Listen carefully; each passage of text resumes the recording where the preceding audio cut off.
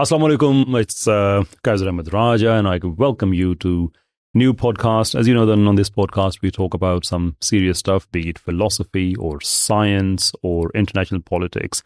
Today, I suspect we are going to do all of them, or at least most of them. I do thank my guest, Mr. Abdullah Andalusi, who came all the way from the UK. I'm not going to claim that he came all the way from the UK just for this podcast, but he happened to be in Pakistan, and I thought to steal some time. And I do thank you, sir, for giving me that time. Barakallahu feekum. Well, I came for the Pakistani people, you could say. So you as a subset of that. Yeah, in a way. In a broader sense. I came for you. Yeah, in a broader sense, we can say. Yeah, there we go. Yeah, in a broader My brothers sense, and sisters in Pakistan.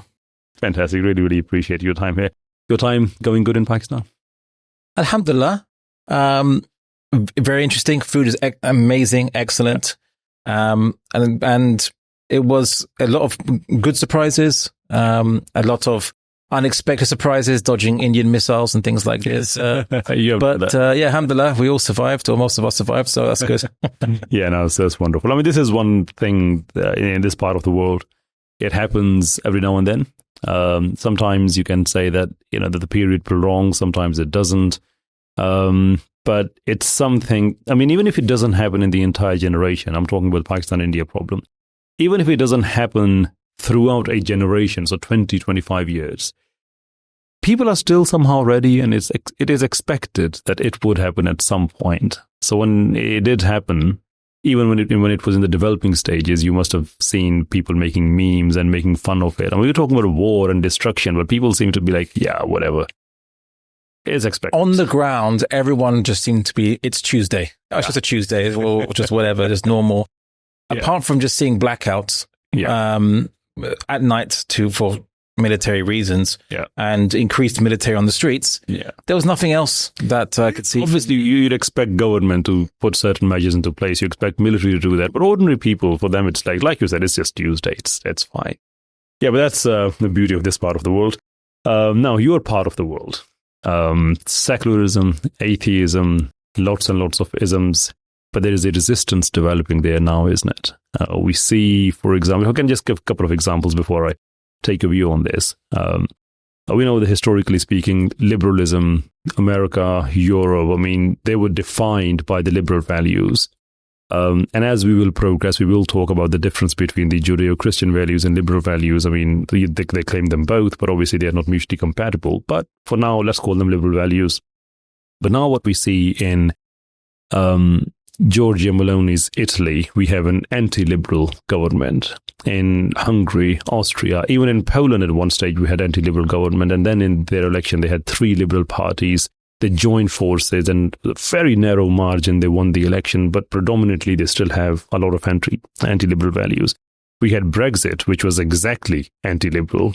We had Swedish Democrats, which is a Nazi offshoot. So we are talking about fascism coming back into the business.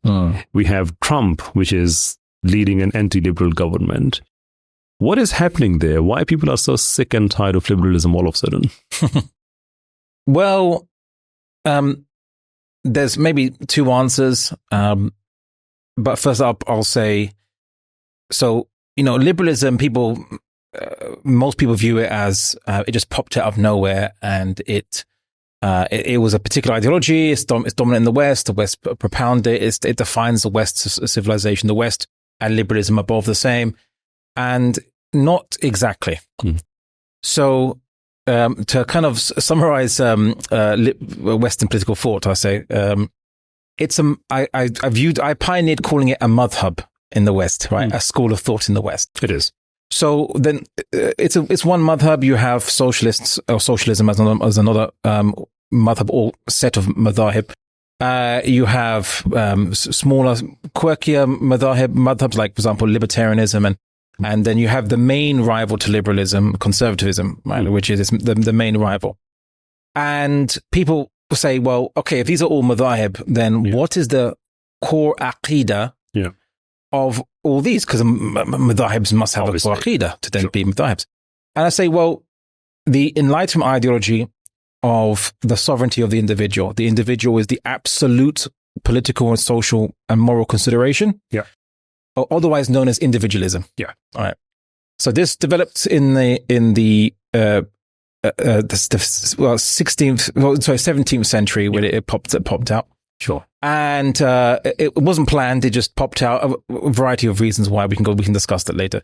And its main madhab from that, the Ahl Sunnah wa Jama'ah, you could say, of it, is liberalism, right? The main body. But it had a rival which saw that those who, I'll explain. So there was those who wanted to change the West to confit to the equations of liberalism. So individualism, so we must implement individualism in society and culture and so on. And they saw that these people who wanted to make these changes are called the left wing. They want to, based on the French Revolutionary Parliament, the left wing of that parliament was the one who wanted to make the most radical change. And the one on the right wanted to keep things more the same, or make minor changes or only to hold it back a bit, right? So, and these would later on be called conservatives. So liberals and conservatives have the same aqidah. They both believe in individualism. Yeah. Contrary to popular belief, conservatives actually believe in the same core creedal issues, the same ideas.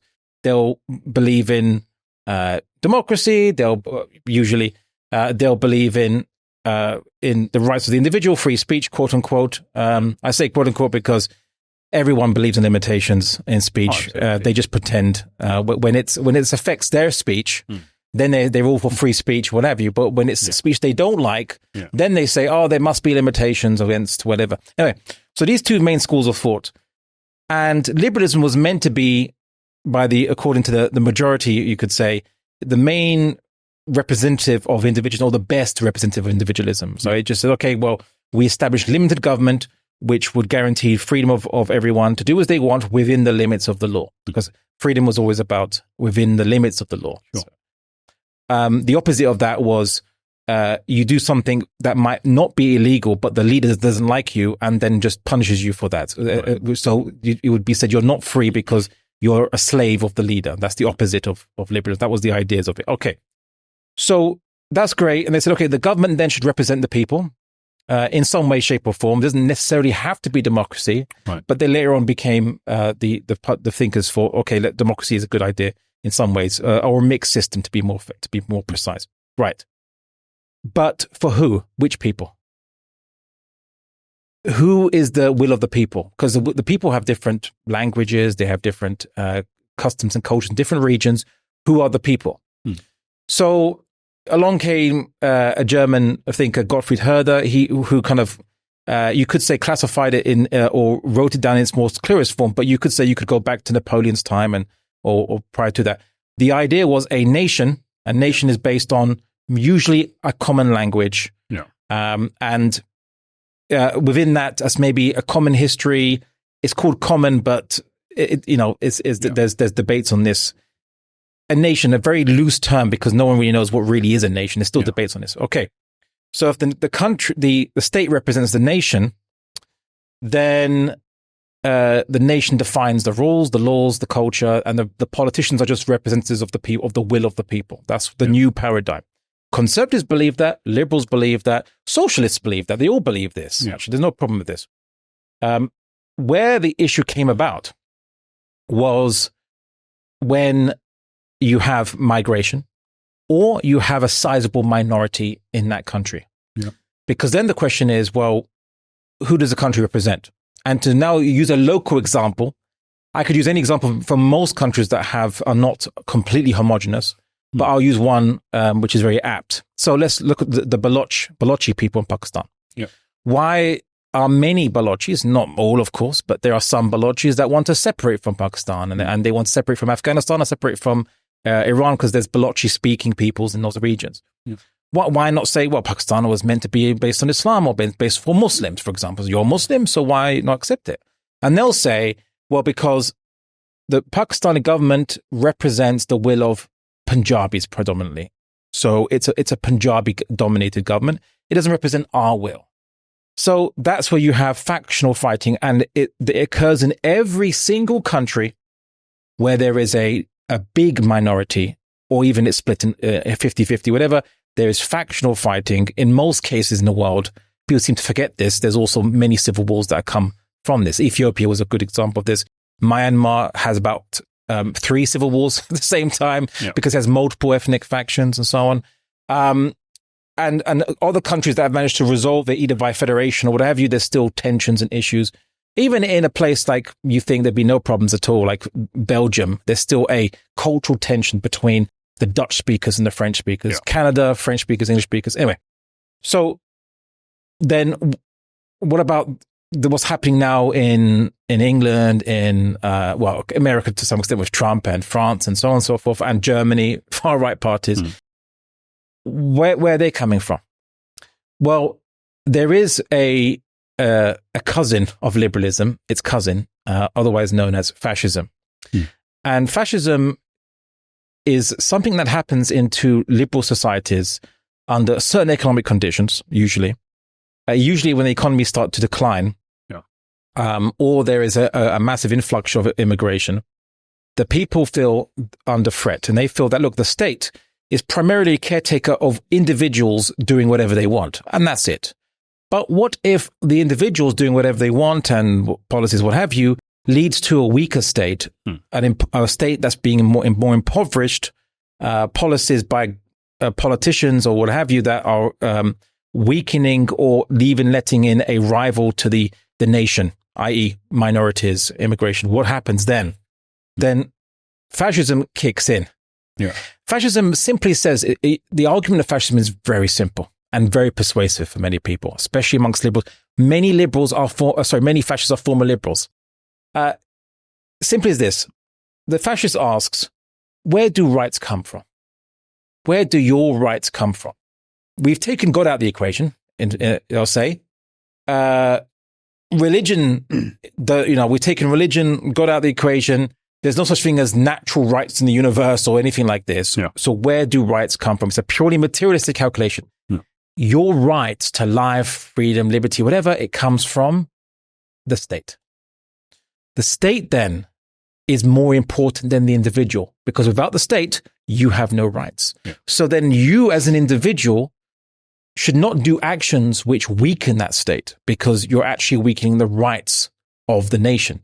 So you need to do whatever it takes, whatever the state demands of you, requires of you, to strengthen that state. So fascism comes from the Italian or a Latin word fascia, which means like a bunching together of sticks. You can't break it if it's they're bunched together. So they're bunched. So it's about strength, right? And when liberal economies become weaker, decline over time, like Britain, for example, is becoming more susceptible to the Reform Party UK, deemed to be far right, anti-immigration, and many anti-immigrant groups which argue that these immigrants are coming in and changing the culture of the nation against its will, quote unquote, as if they could do that, right? Because they're just not fully assimilating, or in some extreme cases, they'll say they are a different blood, different peoples. They're not the same as the indigenous, quote unquote, peoples of Europe. Because of that, fascism kicks in and says, you need to strengthen the state. The state's more important than your individual rights now. Put a pause. But fascism still believes in the sovereignty of the individual. It just simply says that the sovereignty of the individual can't be guaranteed without the state. The Nazis would said to the Germans, they say that we believe in the freedom of the German people, in the individual freedoms we are the protectors of it. They are from the same root, the same aqidah as their other madhahib cousins. Right. They just have a particular view, and it becomes very popular in under certain conditions. And India is a typical example. It was meant to be a secular state. I think I actually used this in a debate once. I was once doing a call to do a debate, rather, you might say rather randomly. It was on the Pakistani blasphemy law, right? And it was a debate: should we abolish it? Should we not? I was actually held in England, of course. Secularists have a time-honored history of deciding what are people's countries from England. And they said to me, look, the problem is we need to get rid of Islamic or religious-based laws. We need to have secular laws. And I say, look, if you want secular law, if you want just to have a secular law, and you say that will guarantee everyone's rights and rights of minority, okay, go join India. Go rejoin India then, right? That's a secular country. It's got secular constitution. It's got, it says it's for everyone. The flag has different colors on it. Must be, embracing multiculturalism, what have you. So rejoin India. And then they start to get really angry about it. I say, but why? You are secularists, right? So if you're secularists, India is a secular country. Why is it that you would not like that? Right? Why is it you wouldn't like that? Because secularism doesn't protect minorities. Well, it's another problem with that is that when you say Islamic laws, I mean, you are talking about a well-understood, well-defined body of law, and some of the implications of that are open to interpretation, and they can change because part of Sharia, we have the concept of urf, which means that you can have, obviously you can't touch hudud, but when it comes to ta'zir, you can develop them based on the Islamic hudud, and you have to be up to date with whatever paradigm you live in. So, I mean, Islam does have that flexibility, and it's all well defined. Problem with the notion of secular laws is that there is no such thing as absolute secular laws, because the secular laws in a communist country are much different from that of the secular laws of a liberal country. And people say that you enjoy rights under the secular laws. Well, when you say you enjoy that, they're talking about me as a minority, for example, living in a secular country, and I can have my mosque, I can have my prayers, and I can have all, that's all fine. But is that really under secular laws? Because if that were the case, and how come that by 1911 there were 26,000 mosques registered in Central Asia? By 1941 there were less than 1,000. So more than 25,000 mosques were demolished, desecrated, turned into the public buildings under secular laws. More than 50,000 churches blown up under those secular laws, which means that we don't have a sense of absoluteness when it comes to secular laws. You can change them tomorrow. You can change any minority's rights tomorrow because it's all driven by men. I mean, we have so many hardliners in the UK who don't want any foreigners living there, whatever the definition of foreigner is, and so forth. I mean, they come into power, it will be pretty much same secular laws that will get rid of any person that they will deem undesirable. I mean, this is exactly what Hitler did, by the way, the term undesirable. So I don't understand when people say these are the secular laws. I mean, there might be secular laws in a given country, but they don't have the universal status that they would be applicable in the same way in all secular countries. Well, I've often said that secularism has no holy book. Yeah. So while people might say, debate, do we like Islam or not, or do we want Islam or not, and we can debate the text of the Quran and the Sunnah. Secularism, there's no text to debate. It's whatever whatever a dictator wants, whatever the majority wants, whatever a small plutocratic minority might even want, businessmen or whomever.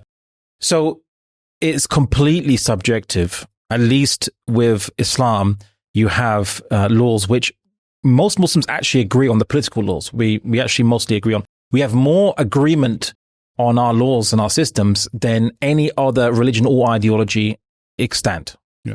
Muslims tend to forget this. We always focus on small differences.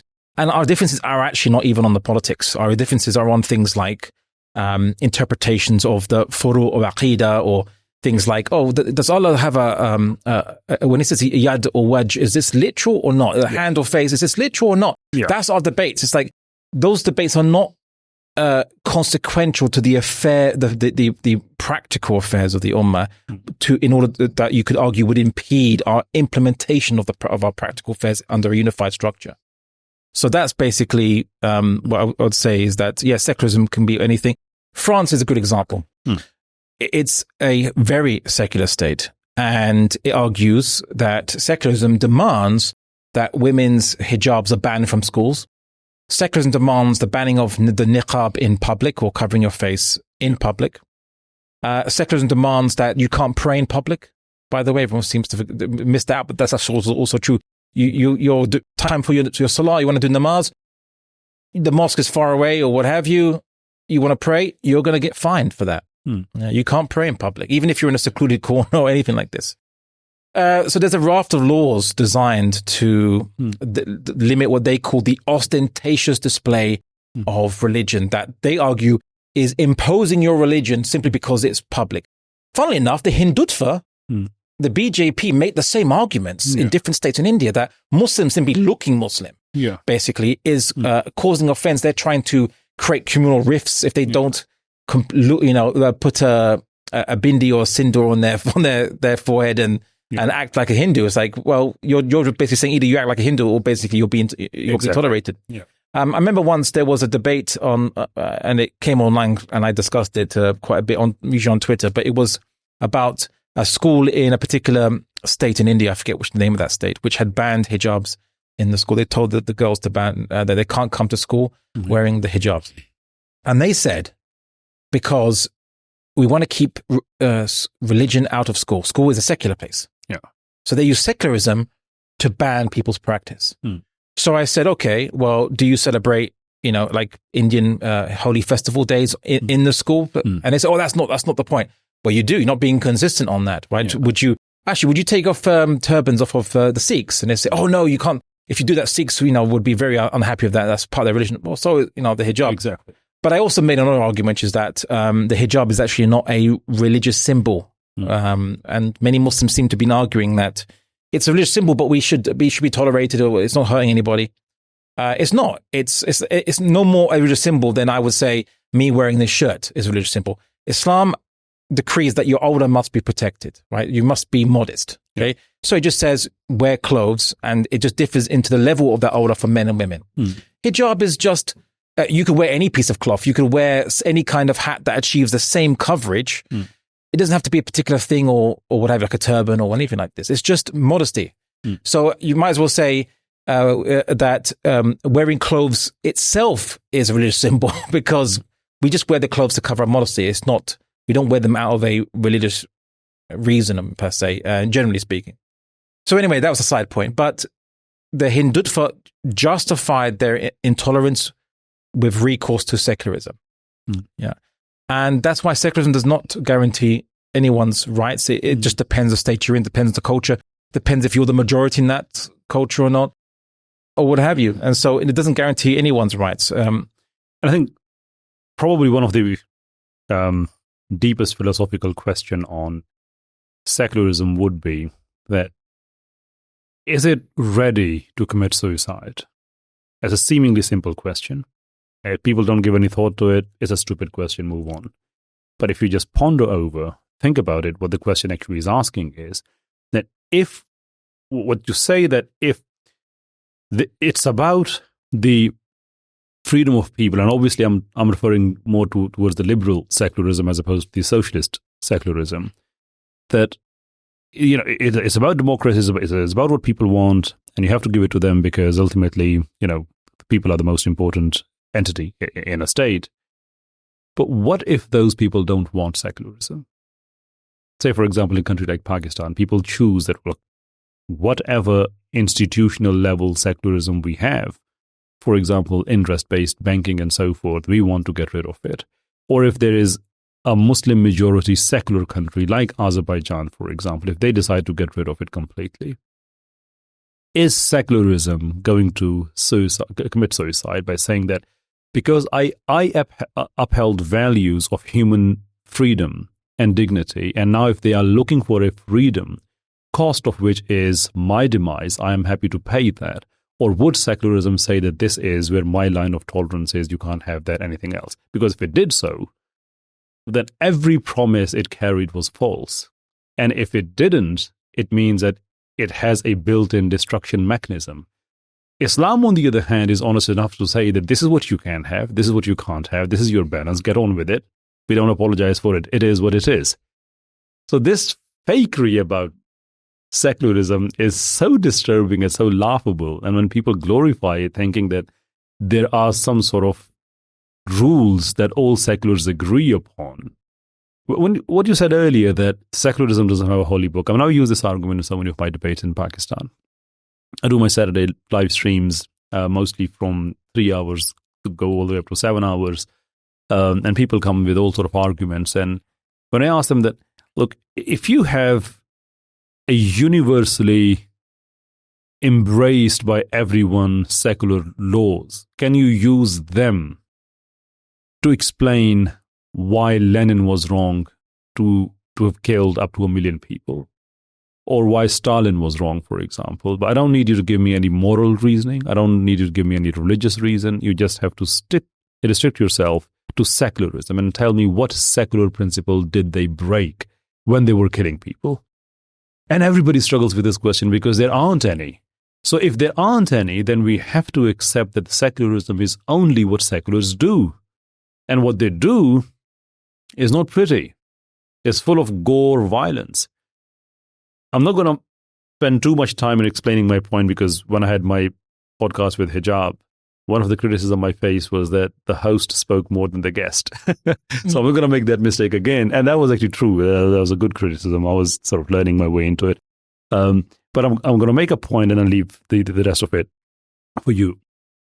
John Mearsheimer, for example, he talks about liberal hegemony. That it's the summary of the argument is that liberal hegemony is simply an idea of destroying the world bit by bit and then recreating it into the America's image. That's the pre-Trump liberal America we are talking about. Now, these are not his true words, but this is the gist of what he's saying. Now, if you look at the definitions of terrorism, for example, one of them which everybody accepts is that when you use violence in pursuit of some political change, that is terrorism. Now, when you cause wars, and when you add the liberal international theory into it, which posits that you need, to, in order to make the whole world liberal, the achievement of that is that nobody's going to fight each other because all the liberal countries don't fight one another. But to be able to achieve that, you have to create wars and recreate the world and make them liberal so that there are no more wars. So your way to achieve a warless world goes through the wars. So this is basically what the flaw there is. So when we look at the liberal hegemony, we look at lots and lots of activities that fall within the definition of terrorism. When we look at the communist secularism, all we see is gore violence. All we see, there hasn't been a single country, and this is very much enshrined in their core doctrines, Karl Marx, because they all knew that it's not going to be the case that you go to the bourgeois and say that, by the way, we want government, and they would say, yeah, sure, take it. You will have to take it away from people using force. And this is exactly how it has always happened. So the question is that this secularism which is being glorified, be it liberal secularism or communist liberalism, the only way it can succeed is by killing people, by destroying civilizations, by destroying all the other countries, by destroying their internal politics. And we have seen the examples of it. For example, Dr. Mossadegh, 1952. Iran, democratically elected prime minister, but he was removed. Shah was brought back because one dictator give you one window operation. You don't have to, democracy is painful for these people because you have to go through all different politicians. Coup in Syria that brought the Assads into power. Yeah. Supported by the CIA. Yeah, the one window operation is always, the one guy you have to deal with, and that's basically to say. So when you have all these things in front of us, and then we have naive people who think that secularism is going to resolve all your problems, will it? Okay, well, firstly, I didn't come to Pakistan just to yak my mouth off. I came to actually listen and learn. And I've been to many Arab countries in the Muslim world. I think this is perhaps one of the first ones I've been to, which is actually a non-Arab Muslim country.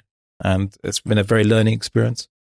I'm actually been quite impressed because many of the Pakistani friends I know in England, all I hear them say is make complaints about Pakistan. Say, oh, it's corrupt politicians, this is blah, blah, blah, blah. I say, okay, it's while there's some elements to that, which there's some truths to that. Based on all the Muslim countries I've seen, actually Pakistan has a lot of redeeming factors to it. The people here I found are humble. The government is more organized, at least than some of the other countries I've seen. The Gulf, rich oil Gulf countries notwithstanding, because they've got enough money for that, sure. And indentured workers they bring in, you could say.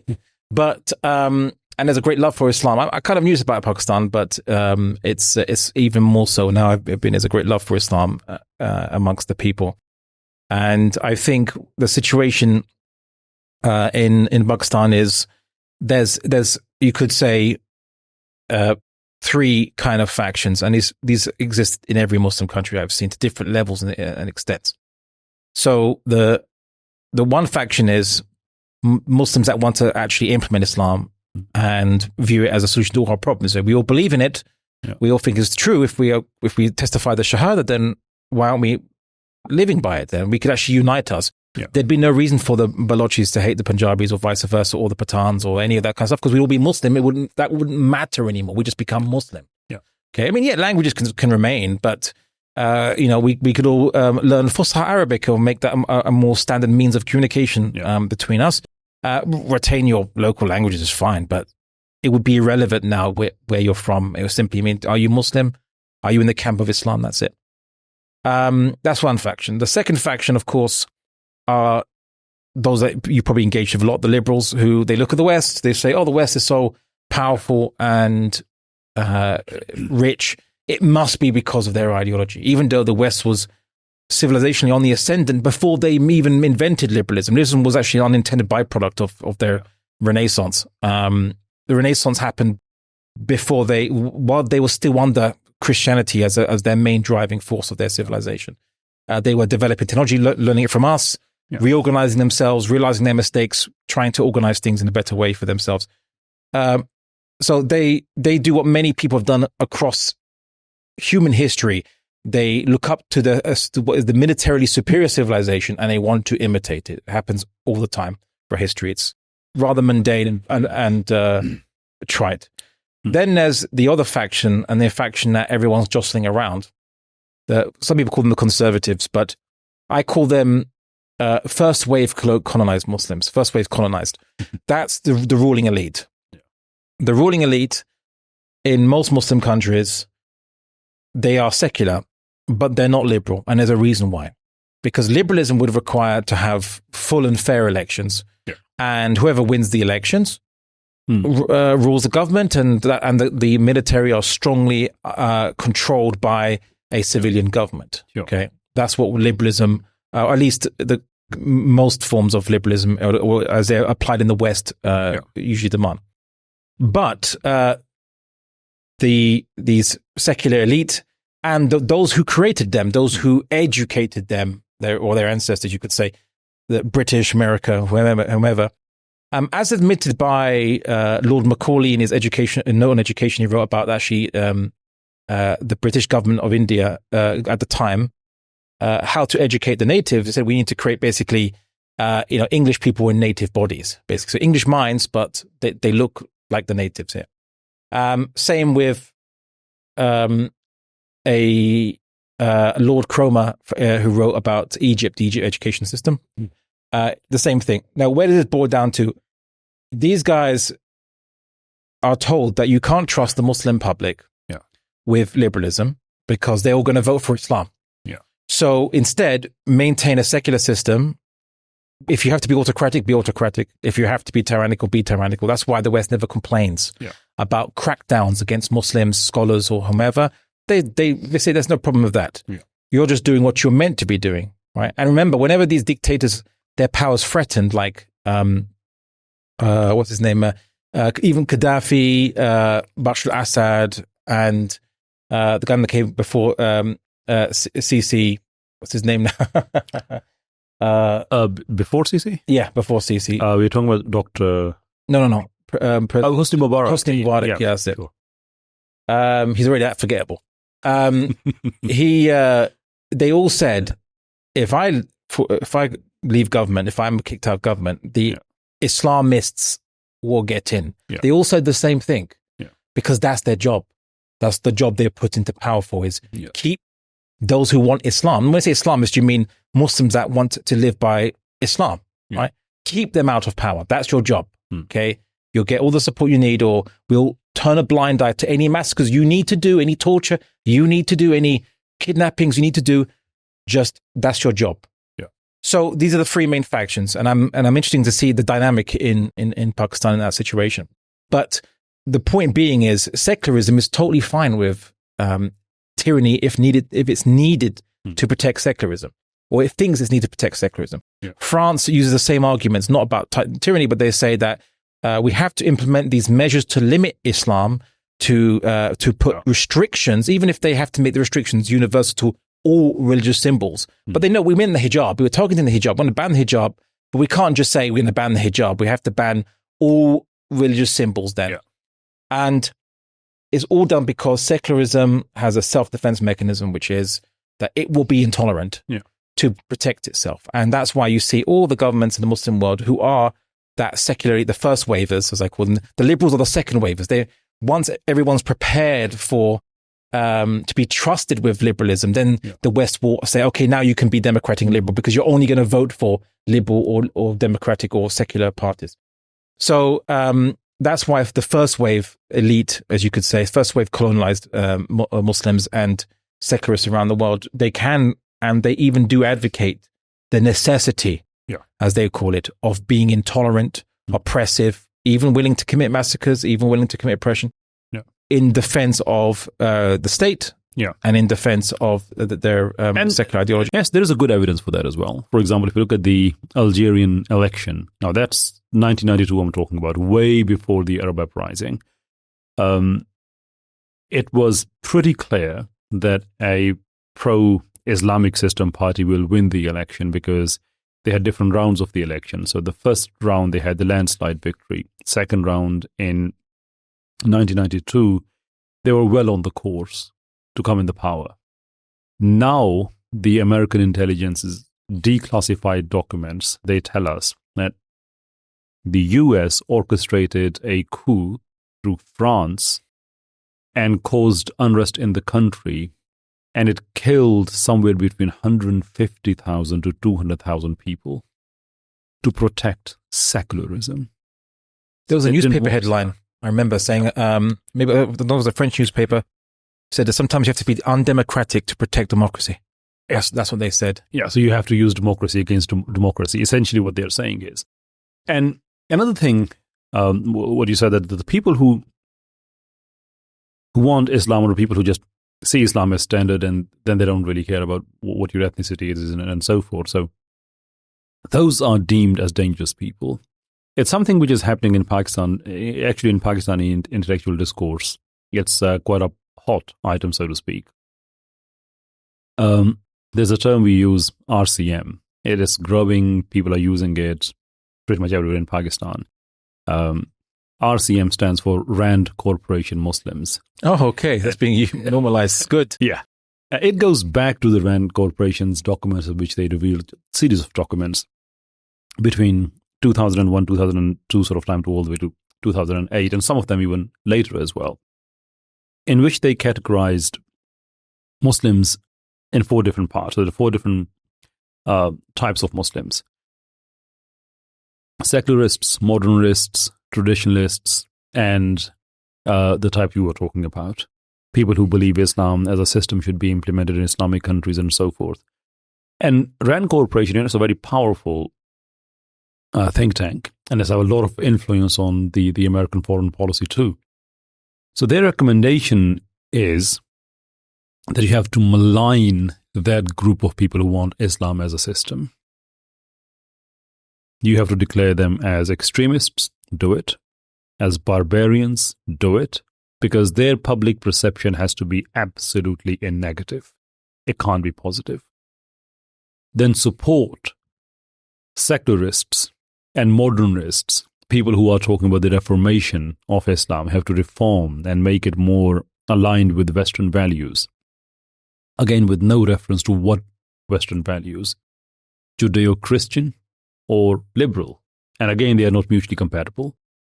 And then you have traditional Muslims, just fine. They are the people who do Friday prayer, and they do their Eid prayers, and they do their Sadaqah, and they do their Qawwali, and they do their every now and then Quran recitation, and that's about. I mean, the rest they have absolutely no problem with. I mean, if they are selling something which they should not be selling, if they are violating Islamic principles in their businesses, whatever, fine, you know. And so far as they're concerned, the Rand Corporation guys, they say, yeah, leave them alone, they're fine. And then later they also added another category into it, a new type of Sufism. Example of that has already emerged in Pakistan.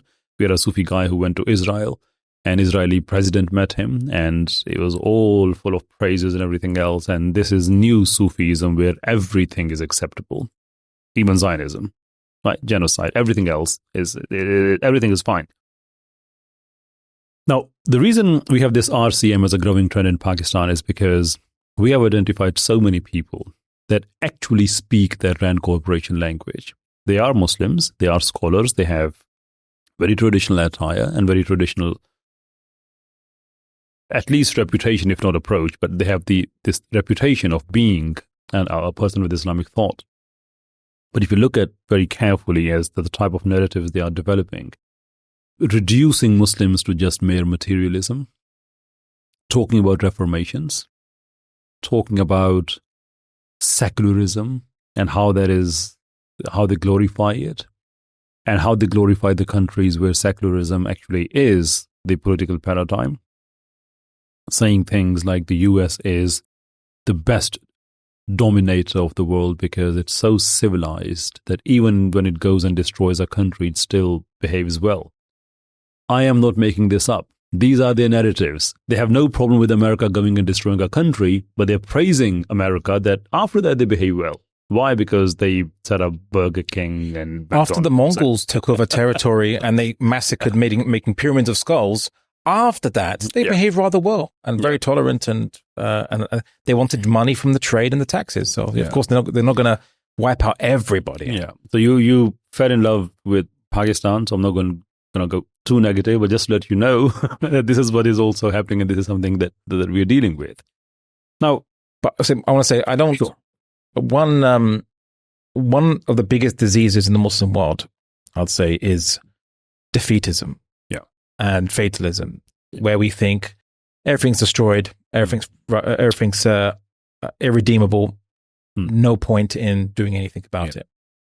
And there's a hadith by the Prophet Muhammad sallallahu alaihi wasallam to paraphrase translation, says the one who says the people are destroyed. It's an Arabic expression. Destroyed means they're defeated, ruined, or what have you. The people are destroyed. That person is the most destroyed amongst them. Right. So that when I go to the Muslim world, I don't go with the idea of noticing all the bad things. Oh, this is not Islam. This is not Islam. This is against Islam. I mean, I'm aware of it. I'm not ignorant of it, of course, and I noted down these are things to change.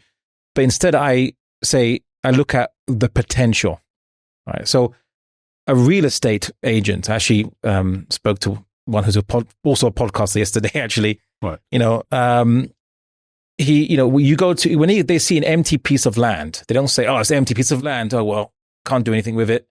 I'll just move on." No, they say, I can build so much with this. Yeah. And they're the ones who get the job done. Right. So when here in Pakistan, although, I mean, I read quite a lot about Pakistani politics and history and so on before I came here, but coming here is different to just reading in books and watching videos and things, documentaries or whatever. I saw the great potential of the brothers and sisters here in Pakistan to really create a very powerful Islamic emirate that would be part of, inshallah, a broader khilafah, right? And would be a key manufacturer of technology, weapons industry, which they already are doing. I mean, look, compared to many Arab countries, who are the manufacturers of weapons, technology, circuit boards, or what have you? Relatively speaking, it's Malaysia, Turkey, Pakistan, and Iran. Right, for whatever our issues with the Iranian government, they have a spaceport.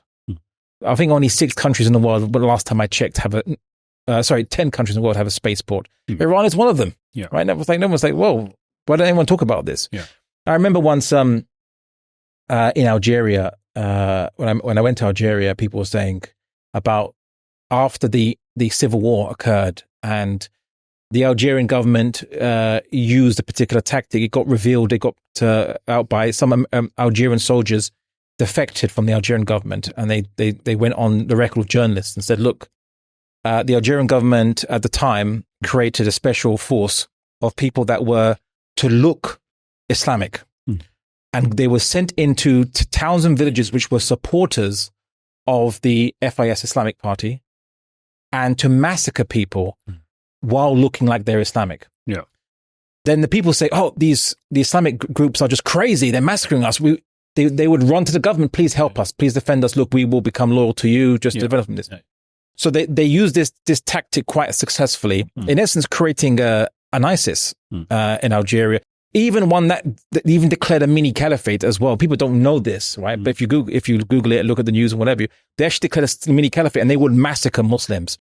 But always strangely, not the pro-government areas, but always the pro-Islamic party areas. It's like everyone's like wondering what's going on there. Anyway, very Maoist idea, by the way. Yeah. And what happened was that people said afterwards, after they were defeated and all this stuff, they said, we stopped Algeria from becoming like Iran. Oh, we stopped it. That's what they say. When they see women who are having niqab, they say, oh, these are Iranians. It's a little nickname they used to use. These are Iranians. Maybe they've changed this now. But I couldn't help thinking, well, wait a second. Iran is more technologically developed than you guys. Yeah.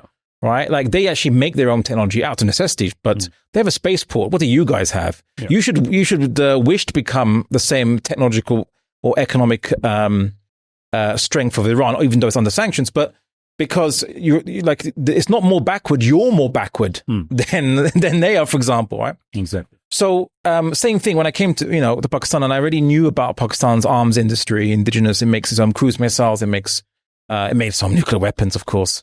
That Pakistan, and it has obviously a very big army, despite the fact that, obviously it's dealing with a neighbor, which is obviously an existential threat, has obviously a bigger population, bigger economy, but it can still punch above its weight against that. I see lots of potential there. Right? I don't see, there's corruption. I see, okay, this is where we want to be, and these are the great strengths we have. Now, how do we utilize these strengths to make further improvements to get where we want to be, as opposed to look how kharab everything is. Use the term. Let's how destroyed or ruined everything is for those who don't speak Urdu. Also an Arabic word, by the way. Let's just give up and just focus on my personal development as a Muslim in a cave somewhere, hiding away, doing i'tikaf or what have you. Right? And I said, no, that's not what the Prophet Muhammad ﷺ did. Right? After he received revelation, he left that cave and he called the people of the world to guidance, and was given bay'ah to run a state, right? And that was the implementation of Islam. So I see lots of potential in Pakistan. It's really interesting. I mean, consistently, every person who came from overseas to Pakistan just to visit it, they all said exactly what you were saying. There's a lot of khair. This is the word they use. A lot of khair here, and we can develop a lot of things. Okay, I think we have a good discussion on this topic, this section. Move on to atheism, shall we? It's something that you work on a lot, and I also have my fair share of contribution in that as well. Alhamdulillah. I'm going to tell you what makes me sick and tired of atheism. Then I'm going to ask you if there is anything that makes you sick and tired, obviously. I'm not sure what your view is. But my problem with atheism is that, when you hold onto an intellectual position that gives you a license to explore it and explore other intellectual positions, and it gives you an intellectual capacity to call something right or wrong, quite often it is wrong. So I disagree with something else. And probably one of the reasons is because I hold on to a certain ism, and going by the philosophical requirement of it, if you have an ism, then everything outside that ism must be either wrong or different. So if I have certain ism, then most of the things will be wrong or different. So I'll say, well, that's wrong. But for me to be able to say something is wrong, it necessarily requires me to have two things. A, the fundamental knowledge of what is right and wrong. And B, I must be on the right side for me to be able to call something else wrong. Now, these are the very basic things. It's not a deeper philosophy. It's quite common sense. Any person who has read a bit of philosophy or has engaged in public debates knows this is. You can have a different expression of the same thing, but it's a very simple ABC of it. My problem with atheism is that it has nothing to offer. It calls, for example, Islam wrong, Christianity wrong, Hinduism wrong, everything else which is not atheism is wrong. But then it does not offer anything. So, for example, as a Muslim, if I say that such and such practice in that religion is wrong, I have something that I can compare it with. So I have Islamic human rights versus, for example, liberal rendition of human rights or women rights. or anything else. So I have something. With atheism, it has no human rights, it's no women rights, no political system, no social theory, no economic theory, none whatsoever. It's just negation of God. And based on that negation of God, which could be ontological or epistemological, depending on how strong or weak it is, but that gives you absolutely no license to raise moral questions, because you'll have to explain where do you ground your morality. And if the answer is in nothing, there is absolutely no way by which you can tell me that there is something wrong in my religion on moral basis. So that sheer laziness of not producing any solutions to what human beings are suffering from or going through, no solution on offer at all, but still everything is wrong, is such an intellectually poor and destitute and lazy position that I don't really get angry easily, but this actually makes me angry. That's me. You probably can feel from where I'm saying this as well. What do you think?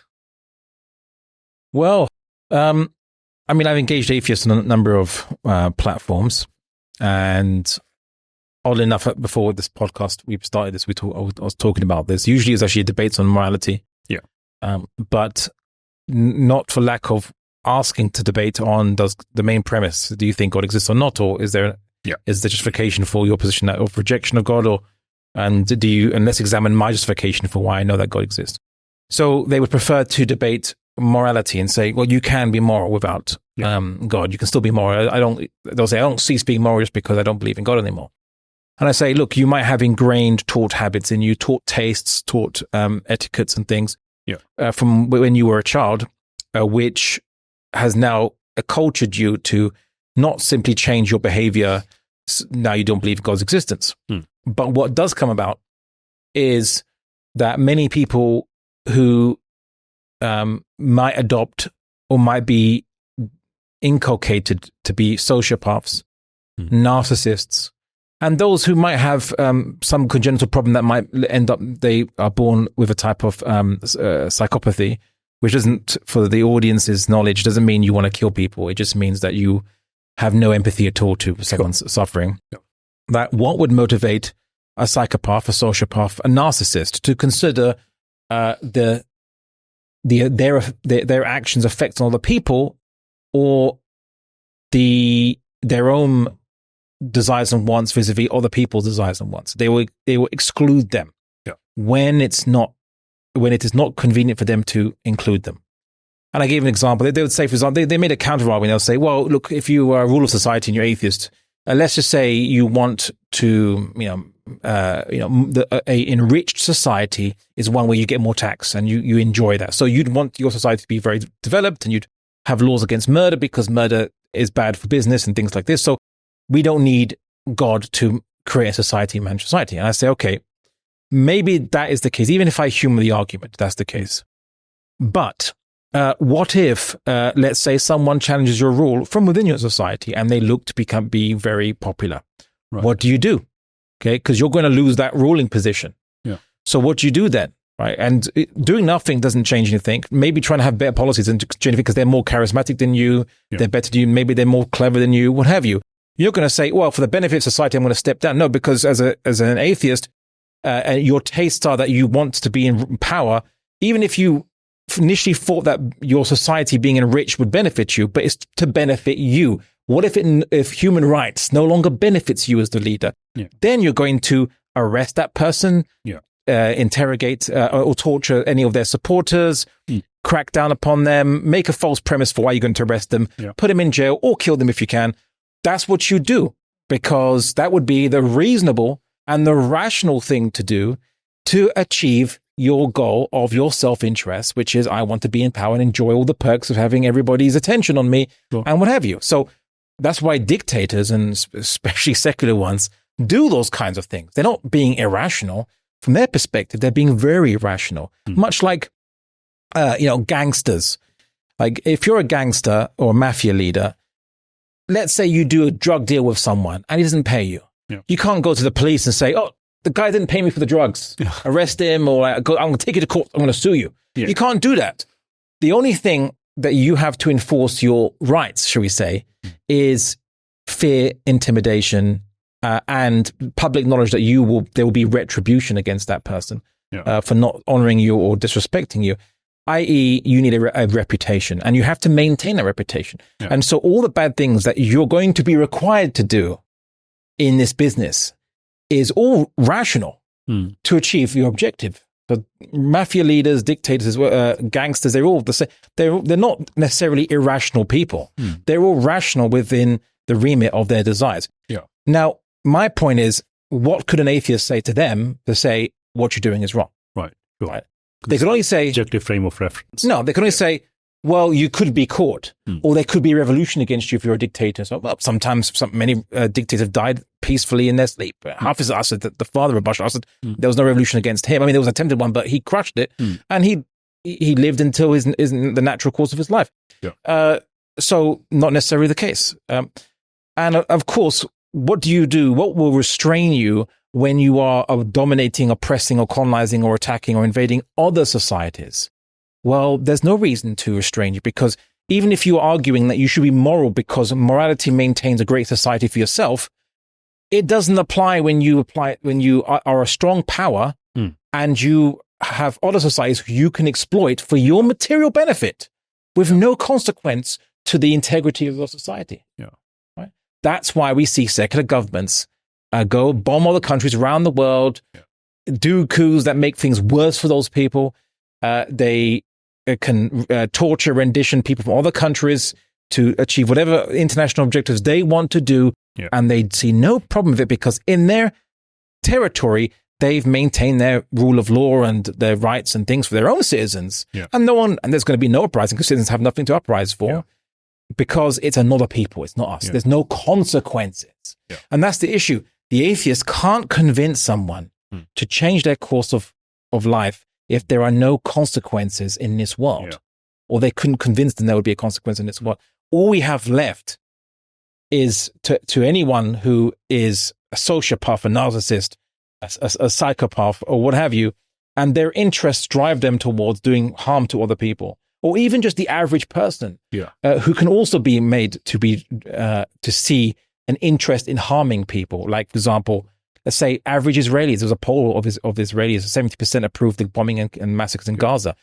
Most of them, you can't say by a freak psychological phenomenon, they are all sociopaths, right? Clinically sociopaths. No, right? They are what you might call average people, right? Much like Hannah Arendt documented the banality of evil with the Germans in World War II, how many of them supported Nazis, whereas before they were liberal. They were liberals before. There was a liberal society. It deemed to be very cultured, very learned society, all started to support or mass supported Nazism.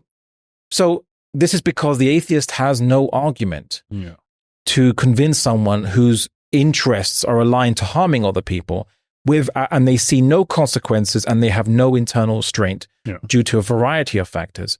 The atheist has no argument against them, whereas we, as Muslims, always have an argument, which is that your purpose in life is not material benefit. I mean, sure, you shouldn't starve, but your rights do not supersede the rights of anybody else because we all have the same value as human beings and obligations under Allah subhanahu wa ta'ala, right?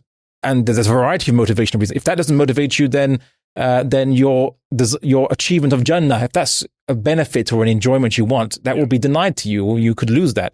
Or if that doesn't motivate you, then your fear of punishment, right? Yeah. There's a whole variety of motivations that make a comprehensive case to any human being, no matter wherever their taste, that in the long run, your interests are better served worshipping Allah subhanahu wa ta'ala and maintaining his limits to other people, even if you don't like those other people or it's against your temporary worldly interests. Yeah, exactly. So there's nothing built in an atheism that can tell people what's right and wrong. And quite often in my discussions and debates, I ask people that, look, using your atheistic framework, tell us what was wrong in the eugenics movement, for example.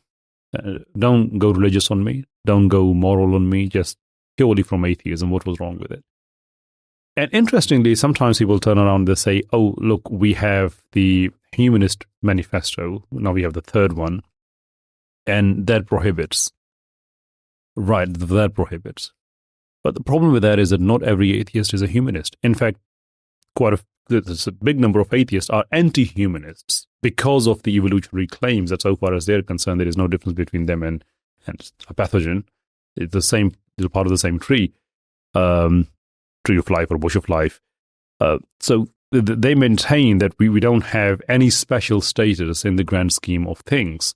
So why even claim humanism and claim some type of moral superiority when effectively we are no different than animals? So that can't be a universal atheistic position. But then what can be? And the answer is always stolen from some religion. Oh, you can't do that. I know I can't do that. Why can't you? You can't come to me. And this is, it becomes so funny in many ways that every allegation they put on a religion, for example, on Islam, it has always some kind of moral connotation to it that does not come from atheism. Now, this takes me to a different question, and I'm sure you have entertained this question many times. Not a different question, but sort of an extension of what we are talking about. That being moral without God, is it possible to be moral without God? Now, since you were the guest, so I'm going to tell you what my position is on this, what I use in debates, and then I'll pick your brain on this. Now, in my discussions and debates, when people say, well, why can't you be good without God? Or why can't you be moral without God? And my conception of the morality and mankind is that you can absolutely be a moral person without following a religion. Because I don't think the structure goes something like this, that you have to be a religious person and that has to be the right religion and that is how you get your morality. I think it's reverse engineered. People can be moral. People are moral without religion. But that opens a pathway to inquiry that if you embark upon, that takes you towards God. Because the fundamental question there is, why are you moral when you don't have to be? There is no neuroscientific requirement of it. There is no biological requirement there. There is no psychological requirement. And sometimes people say, oh, altruism. But no, it doesn't work. You can't simply apply a label and say, now I don't have to explain. You have to explain why altruism. Why do I have to do things that cost me to benefit another? Why do I have to risk my life to save a child in a river or a stream, for example? Why do I have to do that?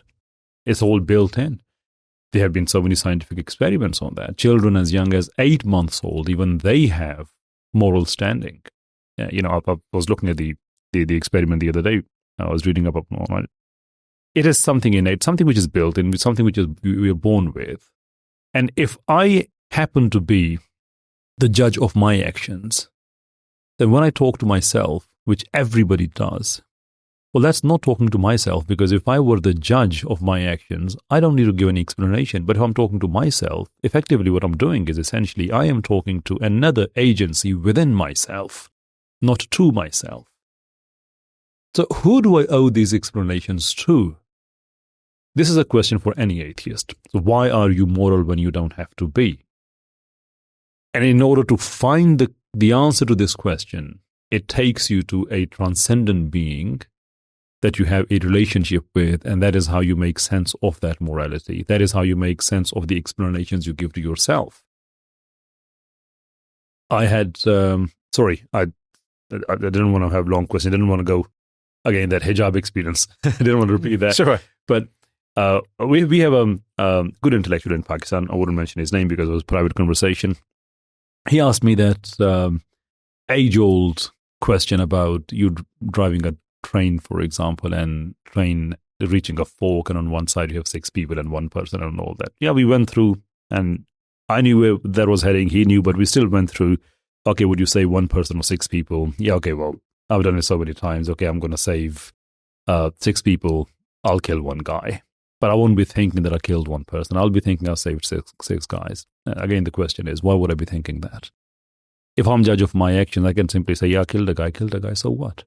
But why am I applying a different language? Why am I avoiding the fact that I've killed a person, why am I substituting with another statement that I saved 6 people, not that one person I killed? I don't want to talk about it.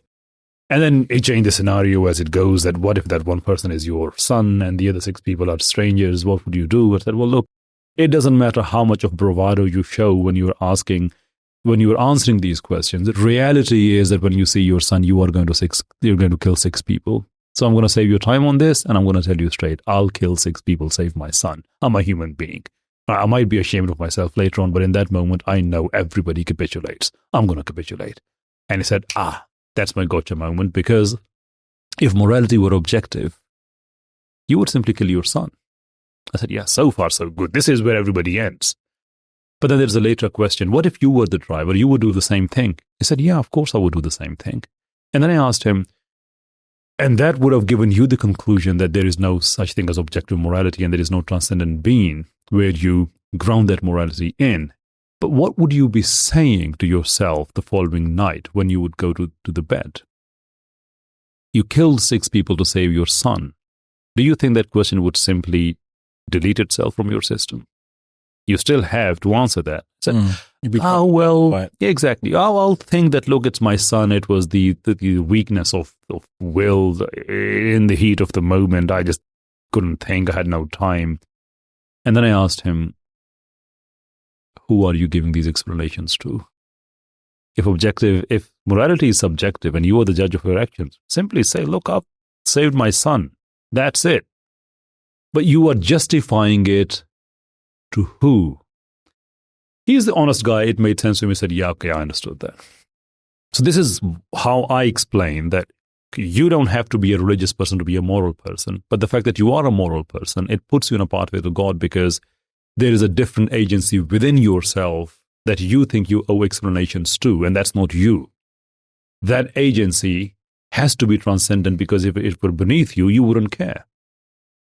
So this is how I look at the question of morality and religion. And again, I did say I wouldn't go hijab on you again, but I think I just did. I'm so sorry about that. We're having a discussion. It's not a lecture by me. So it's good to have back and forth and to see your perspectives that you've been developing based on your experiences, obviously engaging with atheists. And, me, Mohammed Hijab, and many of my colleagues, we've all had experiences of being atheists and also trying to understand the Quran's arguments. And I think the Quran has the best rational arguments, even if we as people sometimes don't fully appreciate or understand it, but then we grow to appreciate it. And I've often used debates to seek truth, not necessarily from my opponent, but to understand why my own position is true, and to see how the opponent argues teaches me a lot about how humans can sometimes be able to deny anything if they have the will to deny everything. And at the same time as well, to understand actually, well, maybe I use a bad argument. That's not what the Quran uses, but I was taught this, use this argument, and then the atheist destroys it. But then I realize there's actually a better, stronger argument. That's the actual position of the Quran, and the atheist has no answer. So I use this as learning experiences, and what I would say is perhaps I would change the question from like, can you be good without God, to can you be justifiably good without God? And I say you can't be justifiably good without God, because the whole basis of good and bad has no meaning in a purely material universe. Yeah. I often say there's no halal and haram in a purely material universe except what is possible and what is impossible. That's it. Sure. That's all. The laws of physics, that's the only halal and haram it has. Sure. Only halal and haram it recognizes. So when we say that this is good, this is bad, what is definition of good and bad? Yeah. You don't actually have a definition of good and bad independently in a material universe. Yeah. Even Richard Dawkins said there's no good and bad in a uncaring universe, a purely material uncaring universe. Yeah. But I'd say, well, we actually do have a definition of good and bad, but it pertains to purpose. Without purpose, there's no good and bad. So I'll give you an example. You have a car, probably, right? Okay. So if your car engine is completely bust, irreparable, the wheels are gone, the chassis is dented, it is for the scrap heap. Is it a good car or a bad car? Well, it's not serving its purpose, so obviously I can't say it's a good car. Yeah, you wouldn't say it's a good car. Yeah. Because it can't achieve its purpose of taking you from A to B in comfort or what have you. So it doesn't fulfill its purpose, then you can say it is bad. If it fulfills its purpose reasonably well, you say it's a good car. Sure. So good and bad are the relative descriptors of how well something aligns to its purpose or deviates from its purpose. But without purpose, then there's no ability to make those definitions.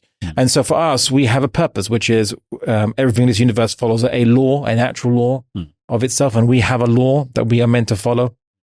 And like everything else in this universe, and this law is about restrictions on our actions, what actions we can do, actions we should do, what actions we shouldn't do, what we are obliged to do, what we owe the very creator of the universe by our actions. So this gives us purpose. So that means we have an end point we are aiming to get. What gets us there is good. What actions do not get us there, or is contrary to that, or is going in backwards, in reverse, is obviously against our purpose, is bad. So we have a definition of what good and bad actually is. The only definition that could ever be the case. Do we have purpose? Yes. Our purpose is to make Allah subhanahu wa ta'ala the highest criterion for our actions. And therefore, and he has given us a list of good guidance in our actions for what we should do as these finite creatures in this universe. And are we following this? Yes, good. If we're not, then that's bad. So we have the only definition that counts and can be said to be an actual definition of good and bad. Okay, that's a very interesting conception of it. Now we've got two, but it still doesn't solve the problem for an atheist, does it? Because the idea of being moral, and fundamentally, if I can think about morality, what it means is that as the concept, it would exist. It always exists. The interpretation of it can be different, and it's quite interesting actually. If you look at the social philosophy of it, that morality itself can be collectively good, but to a society. So it is not collectively good to the entire universe, or at least planet Earth. So you can have, for example, when you talk about crime, we talk about moral wrongs, right? So what is morally not acceptable in a society? So you can have a country where drinking alcohol is not a crime, which means that it is morally accepted there.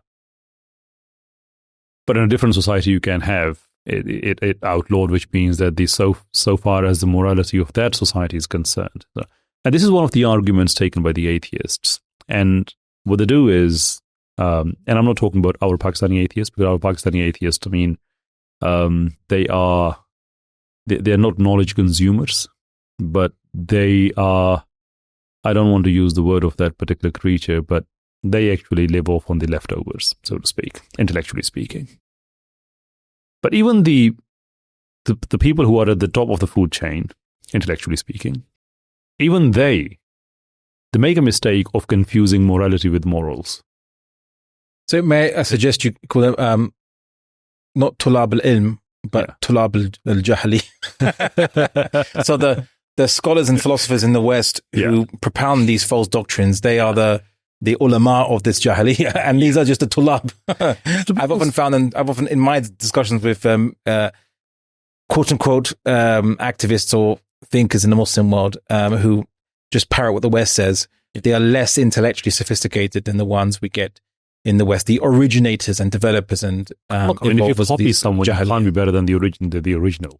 Yeah. I mean, it doesn't matter how you may have put more words in that, you may have put some philosophical terms into that, but at the end of the day, it's a copy. If it's a copy, it's not going to be better than original. This is how simple it is. And the problem with our intellectuals is here in this part of the world is that there is a revival of the work of Orientalists. I'll go to my point in a minute, but just to follow up on your point, that Orientalists, the entire scholarship was created to demean Islam.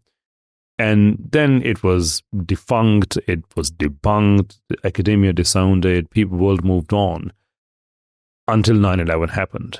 because now we needed a different type of anti-Islamic drive, because you have CNN, you have BBC, you have Sky News, you have ITV, you have all these channels, and what they're covering is how Iraq has been bombarded, how Afghanistan has been bombarded, how Syria, how other places, how the Muslim world is being put on fire, and the entire Middle East is being turned into the fireball. They could not say, and their 9 p.m. news, that Muslims are wonderfully jolly good people, we are just killing them for fun. No, they had to create a monster. And where do you get that monster from? That's where the Orientalist scholarship was brought back to life by the people like Richard Dawkins and Christopher Hitchens and Sam Harris. None of that was original. It was same dead scholarship.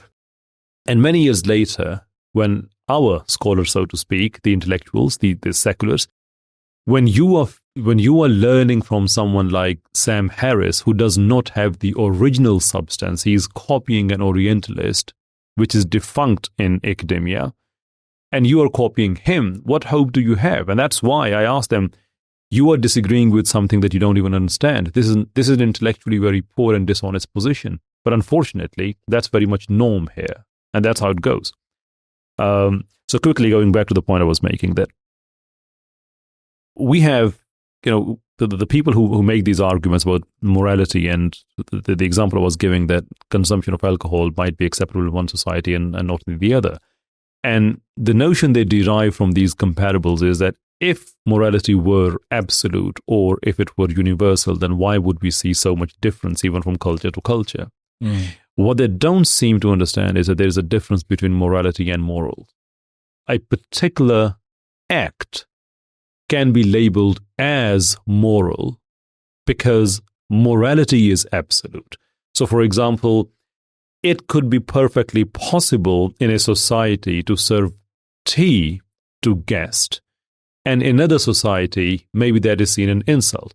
But act is different. I mean, they might be replacing it with some different drink, but they both are doing it because morality requires them to do. Whether that act conforms to morality or not is a different matter. But both of them are doing it because it is morally right thing to do. Acts are different. Morality, the concept of it is consistent everywhere. But how do you render that into reality? That can be different.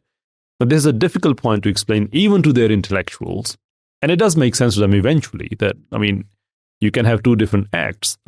For example, if you ask your children, you ask them to do something that makes me happy, for example, one might start singing for you, the other one might start doing something else for you, maybe goes to the fridge and grabs the water for you. Well, he is doing it because he thinks this is what is going to make father happy, and he's doing it, again, is going to make father happy. The acts are different, but they have exactly the same purpose behind. And so far as you're concerned, you're standing up there, okay, he's doing the same thing so far as the concept is concerned, making me happy, and the other is doing the same thing, but the acts are different. Now, you can't say that the father's happiness lies on this or this. It's not about the acts. It's about the fact that you're doing something to make father happy. Now, this is a distant analogy. It's not exactly, doesn't fit well but I was thinking about it as I was talking about it. So it's not pre-made. So we have the morality itself as the cloud there. But what is moral? That might be different from one place to the other. But how do you explain this point, if at all, that is, if you do it in your debates, when people say that morality is different and subjective, when they come with all these examples of different acts deemed as moral in different cultures?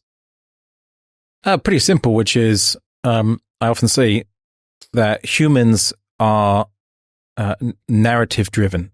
Yeah. We're designed to follow a set of rules or follow a narrative. A narrative, to use a modern parlance, an abusive narrative, but you could say a worldview or a deen, which is a discussion of where we came from, where we're going, our purpose, what we need to do to get there, and how we are met, and that would then define how we are to interact with ourselves. So what we do with ourselves, what we do with other people, and we would believe that whatever we are, our purposes would apply to other people generally in some way, shape, or form. Unless you don't view them as in the category of human, of course. So these are the common things. It's part of our fitra to be basically, we are rules-based or narrative driven. We need a purpose. Yeah. If you say that we have no purpose, which is commonly taught in the West now, not as official doctrine, but in many schools, of course.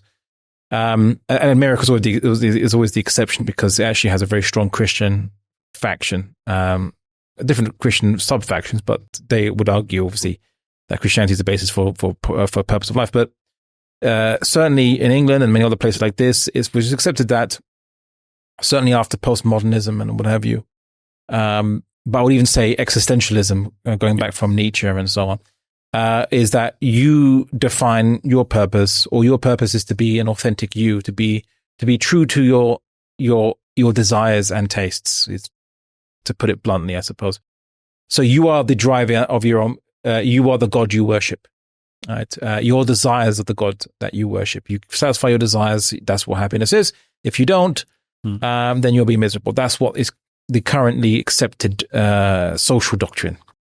And in this situation, even by telling people that you don't have a higher purpose, you're telling them that's what their purpose is. Yeah. Humans can't function with a vacuum. A vacuum. There's no purpose behind you. There's nothing. It's completely meaningless. In fact, this existential crisis, as they call it, is often when people realize or fall into moral nihilism and then fall into the realization that their life is meaningless, and they start developing suicidal thoughts. Yeah. So there's a little balancing that they're trying to do in the West, which is we want to remove ideas of God or anything greater than the individual as your purpose. Yeah. But at the same time, we don't want you to realize that there's actually no purpose. What we use to destroy or remove God, we also realize that destroys everything else. It's a nuclear weapon. It destroys. It's a moral nuclear weapon. It destroys all morality and all justifications for it.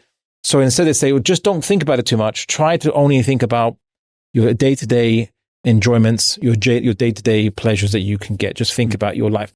Movies come out all the time. One movie that was quite recent and popular, I don't advocate people to watch it, but you can watch it if you want for cultural studies to see, which is, I think it was Everywhere All the Time, or whatever it was. I thought it was Every Place, Everywhere, All the Time.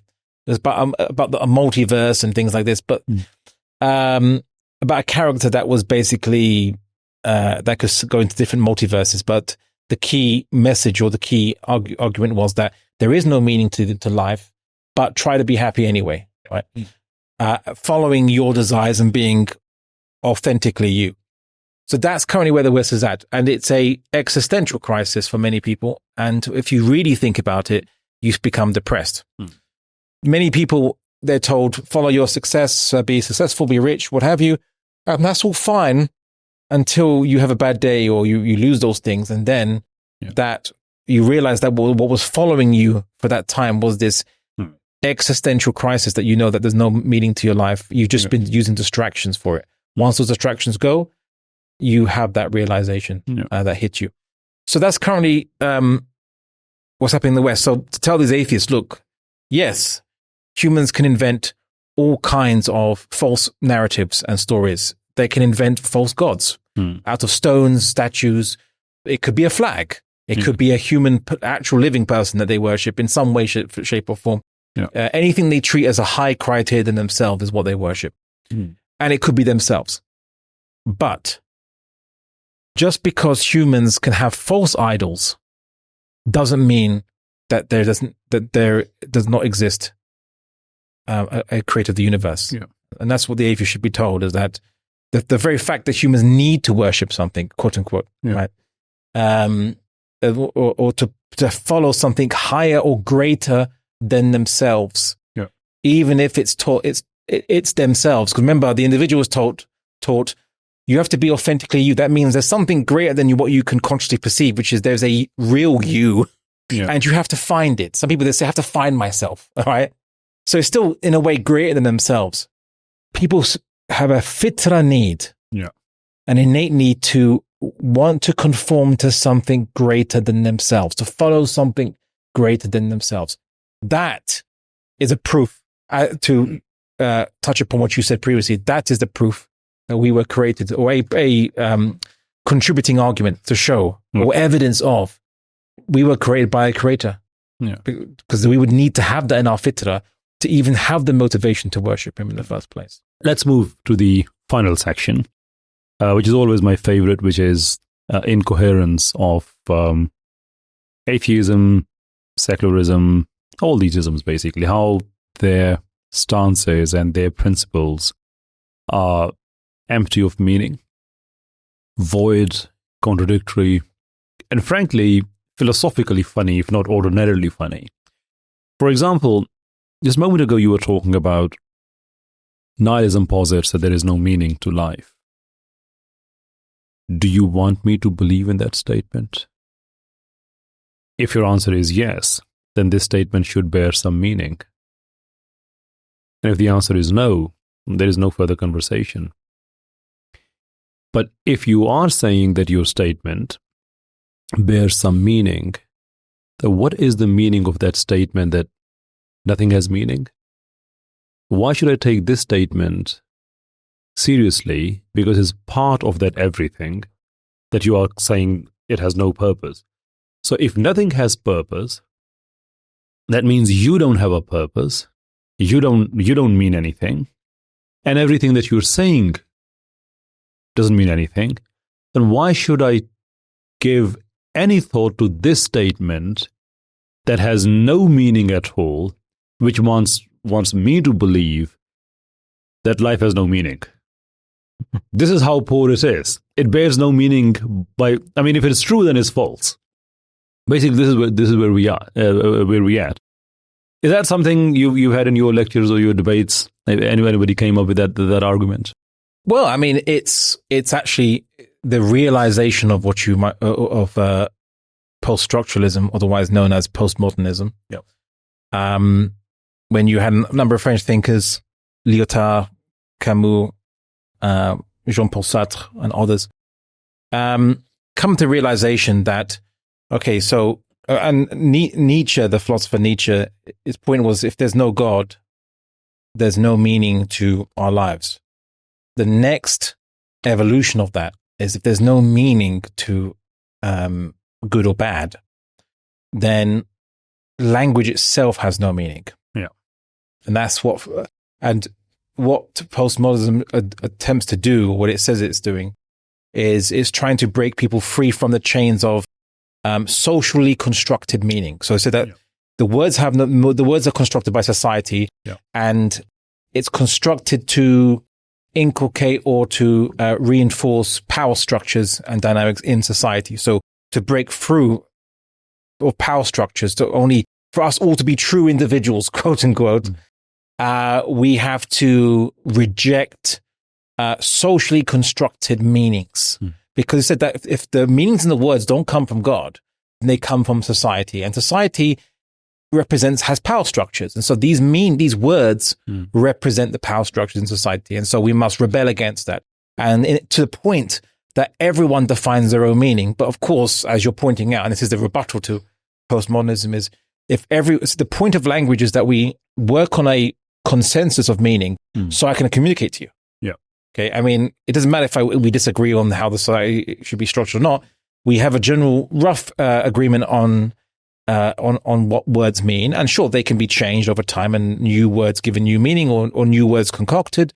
Fine, but it's based on a consensus, because if you say to me, "I want tea," I know what you're referring to. Otherwise, I can't oblige your request, or I wouldn't know what you're saying. So you depend on me knowing that, and I depend on you using the same language that I to have that communication.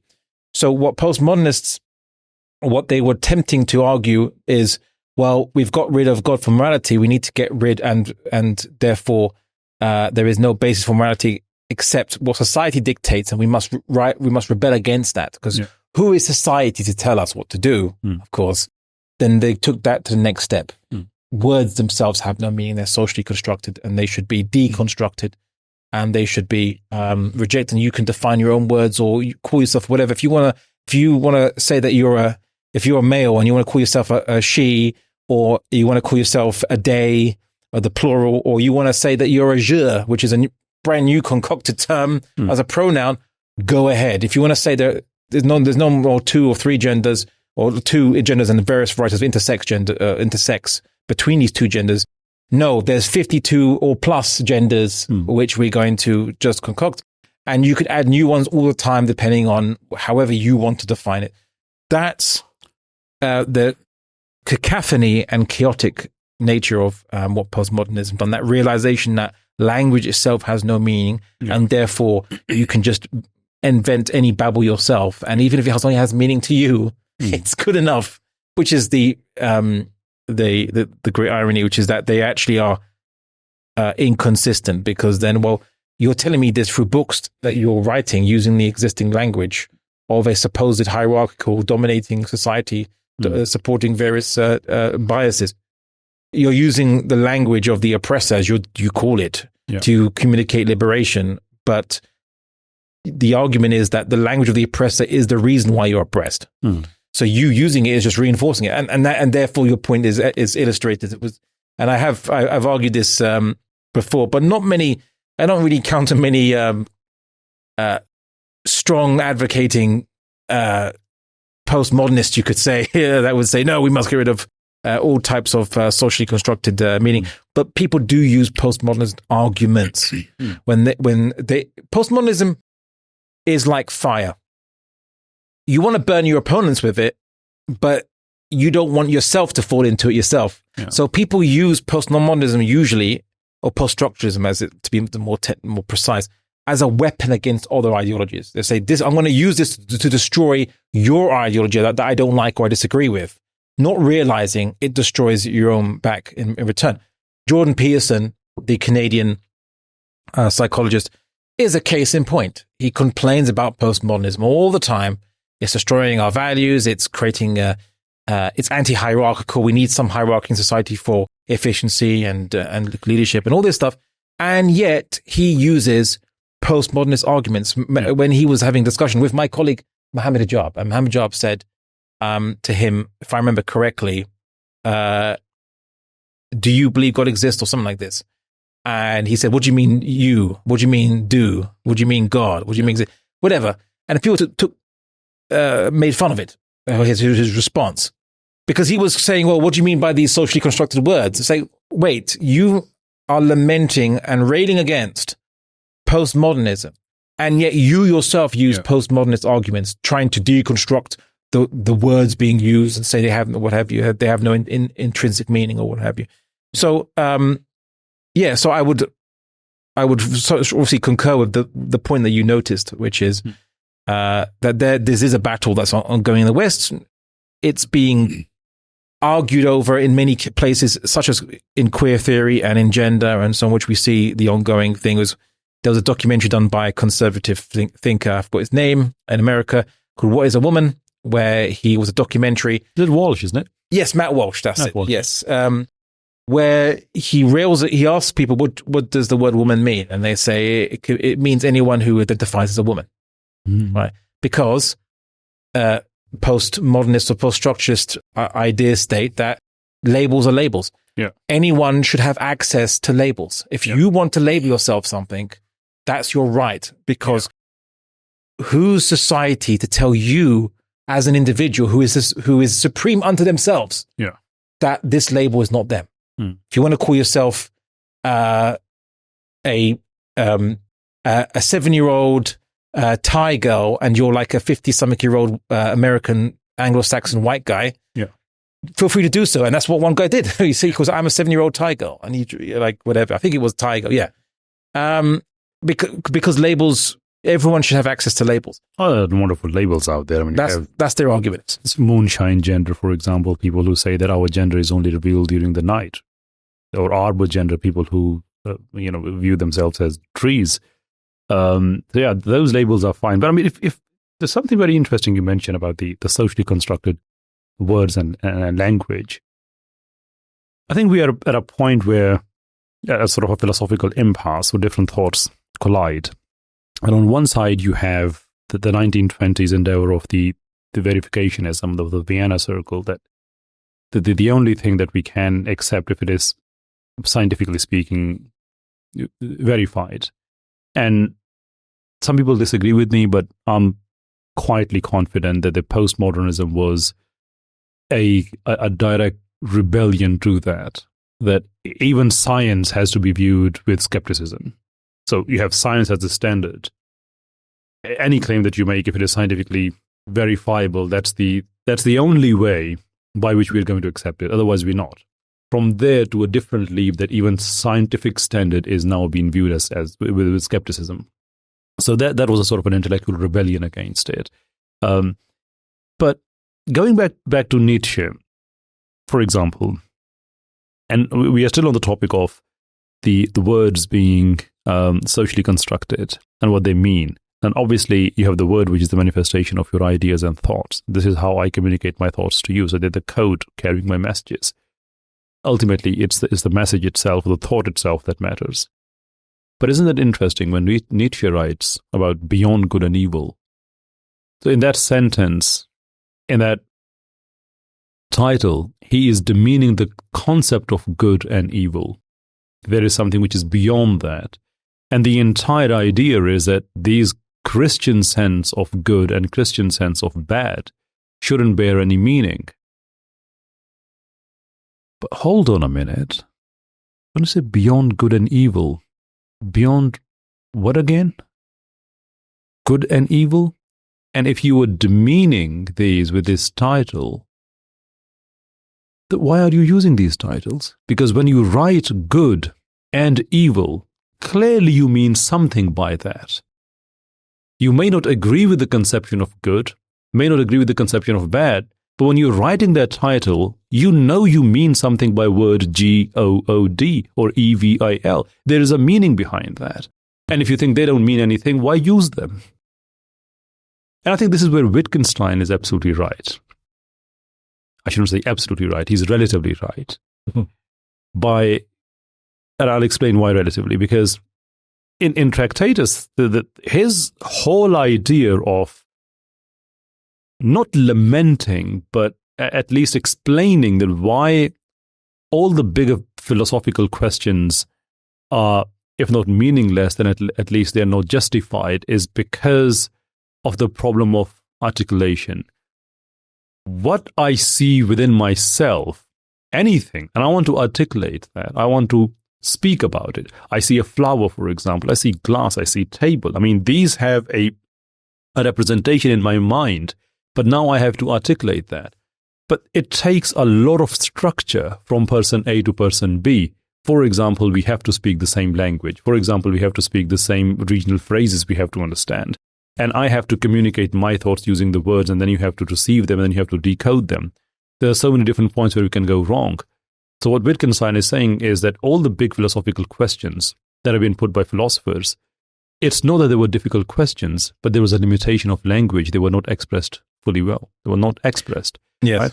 Same problem was suffered by Nietzsche. And the reason I say is relatively true is because, one of the most profound things in philosophy is that if there's a claim that you want to see if it has any merit or not, if the meaning of that sentence is applied on that very sentence or on that very notion, and if it holds up, that means merit is good. Otherwise, you say, no, it's collapsing under its own weight.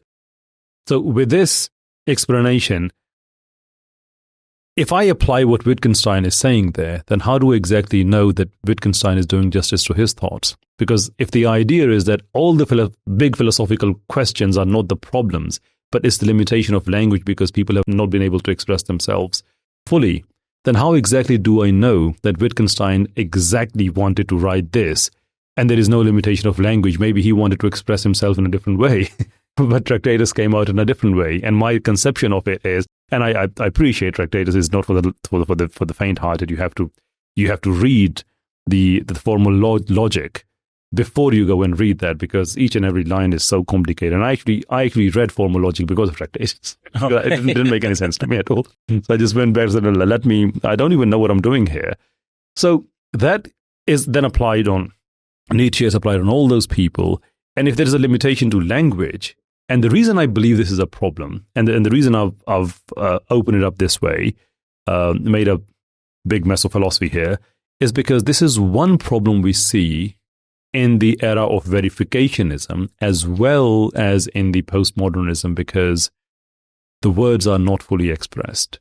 the words are still socially constructed. Whatever the conception of good and evil Nietzsche had, that's subjective to him. I can only draw my interpretations of it. It's just like, it's not just like, it's almost exactly like me explaining the taste of lemon or lime to you. Because my experience is limited to me, there is no way by which you can subscribe to that. But because you've also had a taste of lemon or lime in your life, so when I'm explaining the taste of it, you are relating it to your experience, not to that of mine. So when I'm explaining anything in the world, you are putting in the framework of your worldview, and then you are making sense of it. But if my worldview and your worldview, if they're not aligned, there is every possibility that we are going to say something, or I'm going to say something that will not make sense to you, or maybe I'm saying something else and you understand in a different way. But that problem remains consistent in the era that preceded the postmodernism as well as in the postmodernism. Yes, I mean, so Wittgenstein comes under the category we call what's called analytical philosophy, and sometimes I like to say it kind of descends from, but not entirely, Anglo-Saxon philosophy. You could say Anglo-Saxon philosophy. English, the philosophy of English speakers, although he's a German and German speakers did contribute for this. Yeah. But continental philosophy, where you get Nietzsche, existentialism, and Marxism, neo-Marxism, and then of course a lot of the postmodernist thinkers, quote unquote. So just to give some context, so Wittgenstein viewed the issue, and him and Bertrand Russell as well, who was also atheist, tried to actually respond to the Nietzsches of their time and to many others, especially as an atheist. He tried to respond and argue that there is a basis for language, and it is the objective experience.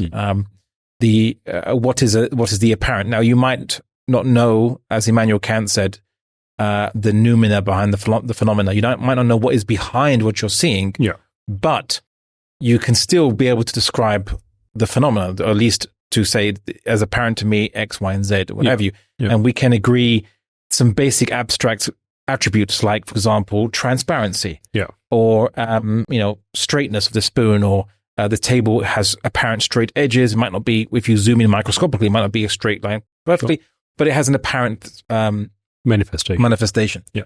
So if we can agree what things like straight, round, what something like floating, flying, lying on the ground, whatever, these very basic things which children learn as a base as they build up their grammar and they build up their vocabulary.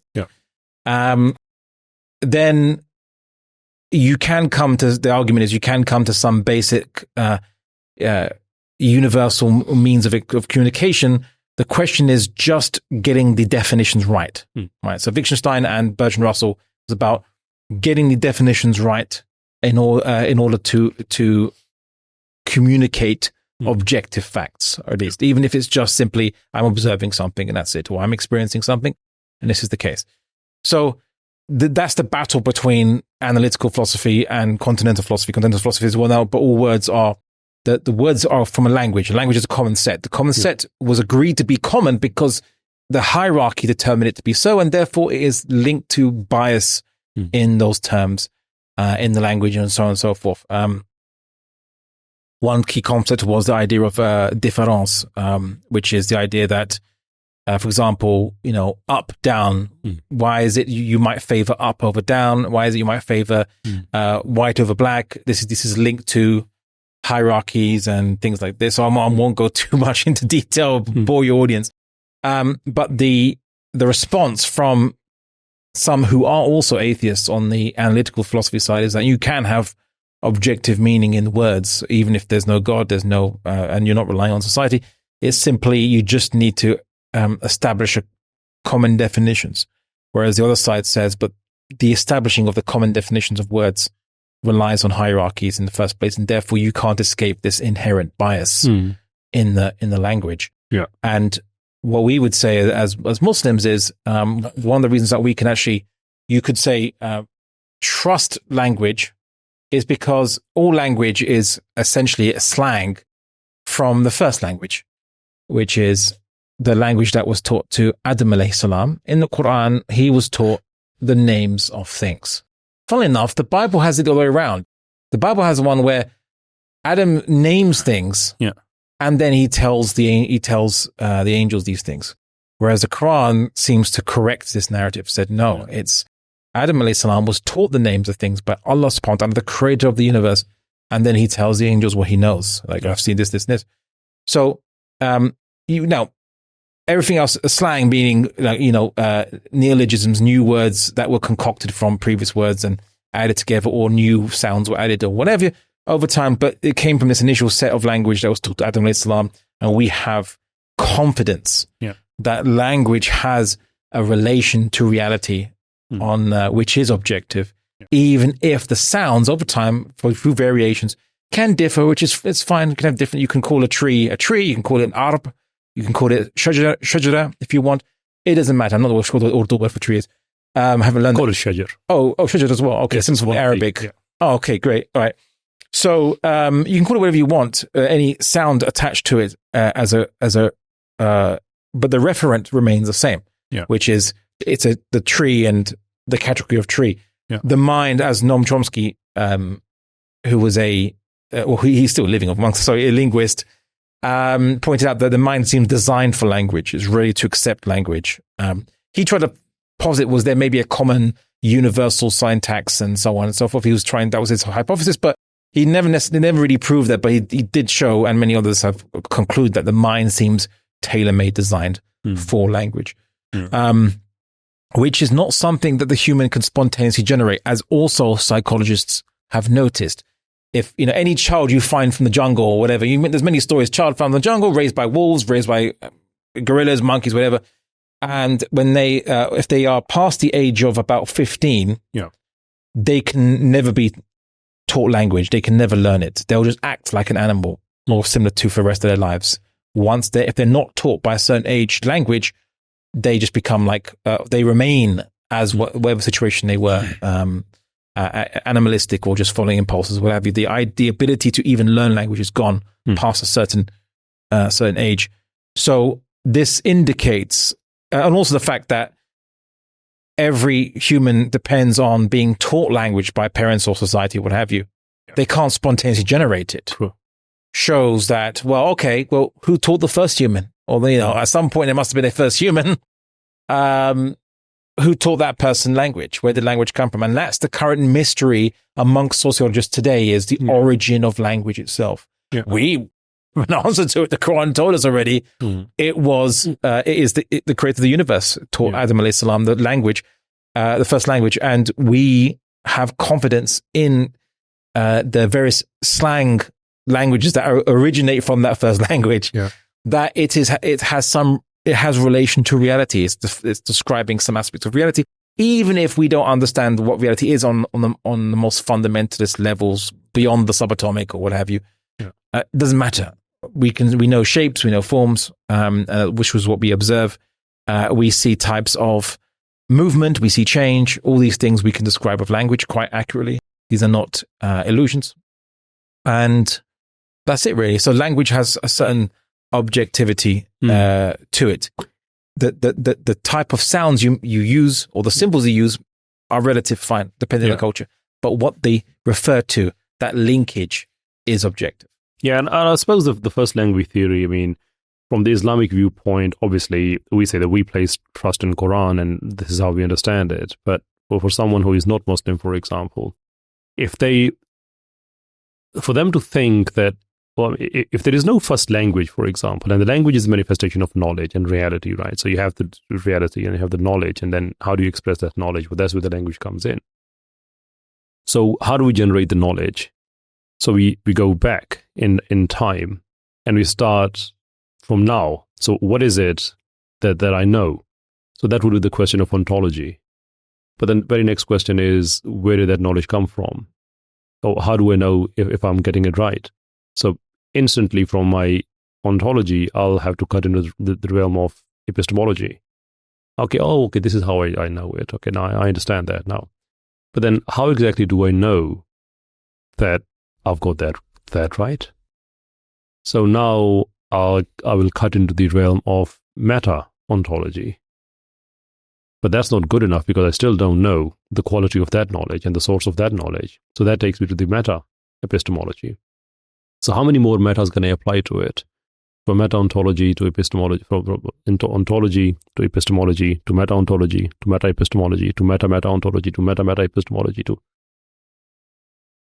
Without going too far into it, instantly I've put myself onto a infinite regress track. That can't be true, because that's a philosophical unthinkability. There has to be a starting point. And that starting point can be perfectly understood that when we taught Adam the names of all the things, which means that we gave Adam the knowledge of things and then the expression, the articulation of it, that now you can express yourself as well. So that gives us that starting point, because without that starting point, we are lost. We don't solve any problem. We just keep on going back and back and back and back and back, and no one will have any answer. Yes. I mean, I'll give it a lot of reflection myself, and one of the things I saw was that when a child is taught language, the aql is kick-started into categorization. So language is categorization. In mathematics, with set theory, it was understood that we can actually understand and reorganize our knowledge of mathematics. Actually, by its most fundamental level, it's about sets. And then like the set of all prime numbers, the set of all even numbers, the set of all odd numbers, and so on and so forth. Sets are categories, basically. So we have set theory, which now defines that mathematics can be completely explained and conceptualized as relations to sets. So likewise, non-mathematic language, just normal language, I suppose, although language technically incorporates the mathematical element into it by numbers or from words, but it is about categories. And when a human being is able to begin categorizing things, first categorizing objects, then categorizing abstracts about the object. So this is a transparent glass. It's round. So roundness is now, I see the moon. The moon's round. So roundness doesn't exist anywhere objective, unless you're Plato, that is, of course, right?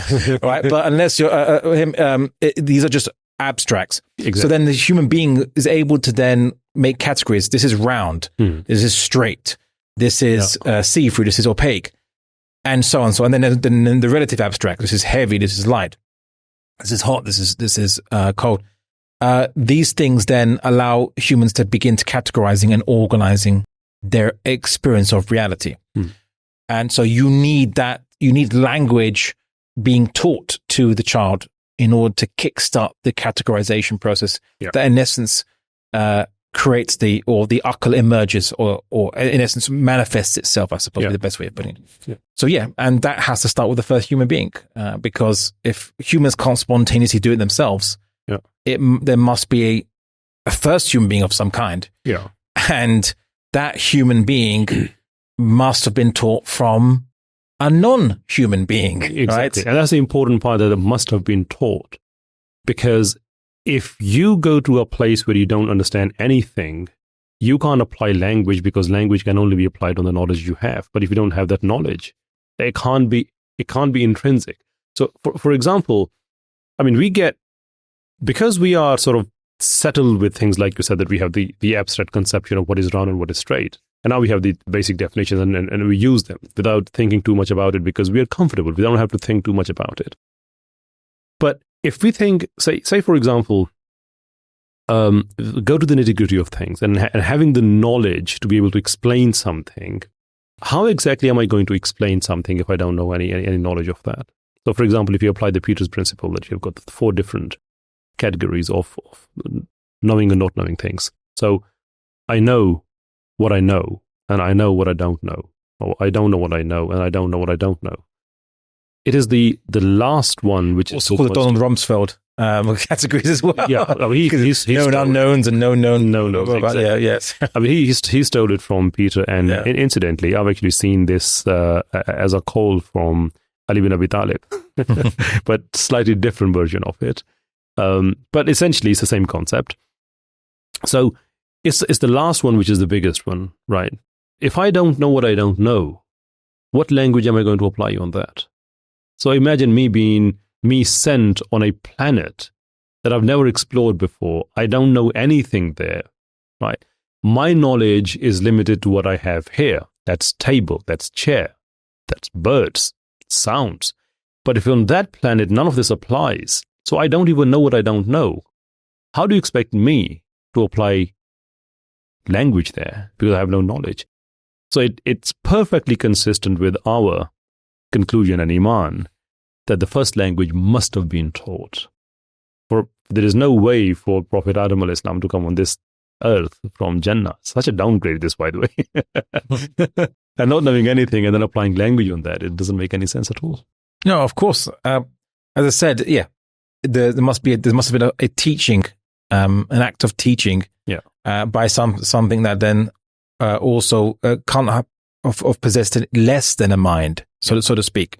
So it can't have been a rock or a bird. Well, a bird, you might say have a brain, but like not a mind as a human. So it can't have been something less than a human.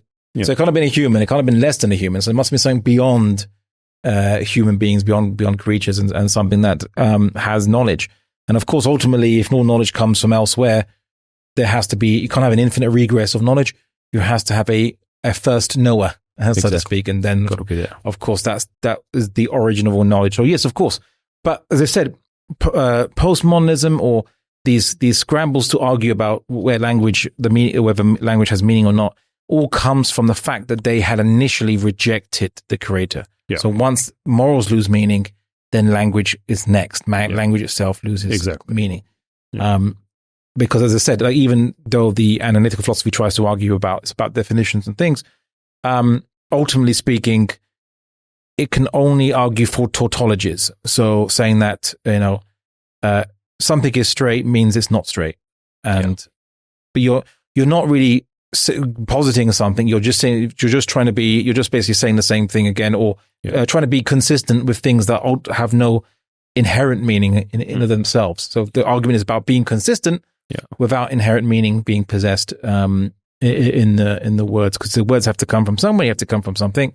Yeah, and so that's the dichotomy that they're facing. This is the struggle and the intellectual philosophical wars in the West, because they had given up on the creator of the universe.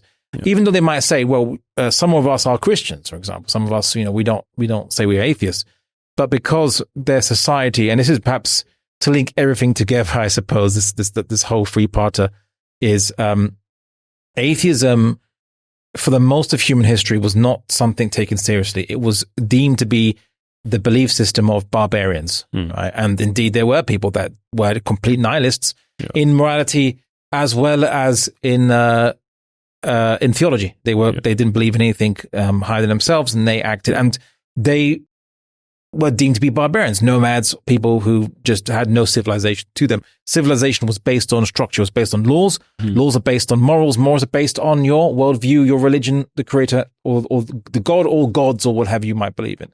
That's how it was always understood. Yeah.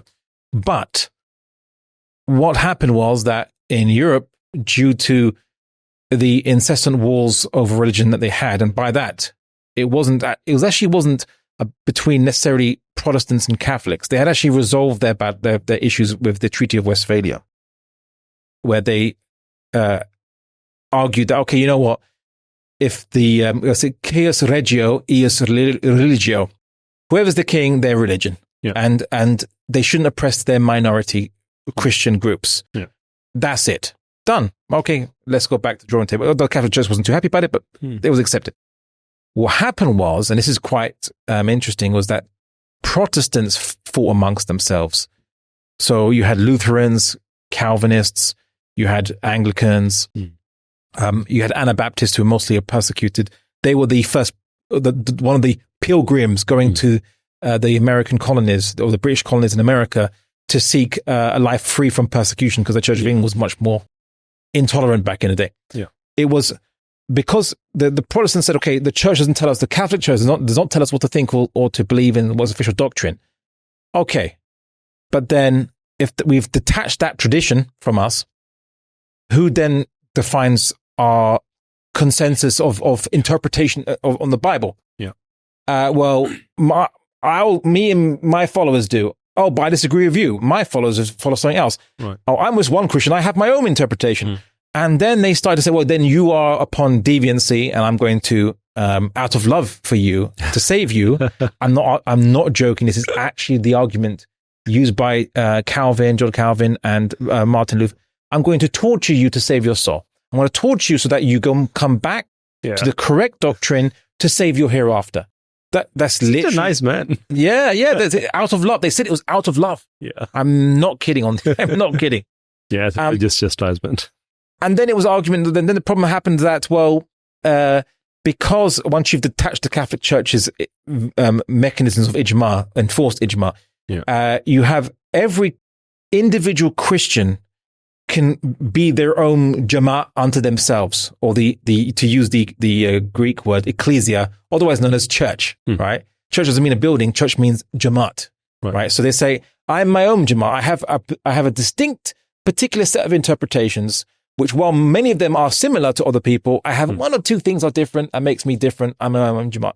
So if the Christian Bible can be, or your jamaat can be as individual as literally one Christian, you can't rely on Christianity to be the basis for the state, right? Or to be more precise, you can't rely on one jamaat to be the basis of the state, because you're going to get endless fighting as this controlling jamaat starts to impose or for the sake of saving people's souls, its ideas on everybody else. Yeah. So they came to a reconciliation, and that's where secularism came from, which is, so it paves the path.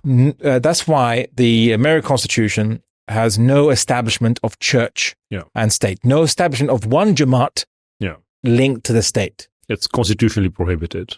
Yes. And these were Christians coming up with this idea, and they made one little oversight they didn't realize would become the biggest thing. They expected that society would be just Christian. Everyone's Christian. Many of the laws are Christian based, right? So it doesn't matter. If we just agree that the state is neutral about religion, it will just resolve our fighting, but it will be a Christian society. What they didn't realize was that as people who said, well, if the state's neutral about religion, well, I don't believe in Christianity anymore, or I'm not a Christian anymore, or I'm not this or this or this, or if the reason is that you can't have one jamaat in the state because no one's interpretation of the Bible is certain, what about the Bible itself? How can we be certain on that? And so on.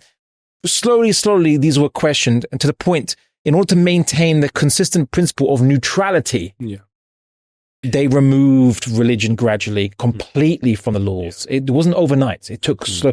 The British blasphemy law to blaspheme the Trinity was only abolished 30 years ago, or 20, 30 years ago, right? This is actually a law in England, right? Blaspheming the Trinity, blaspheming God. So this is where secularism comes from. And then what happened was that once, in order to be consistent, they say, okay, fine. Our general morals and values come from Christianity. So the laws will always be based on some, even if it's a tenuous connection to Christianity, it'll be eventually based on it.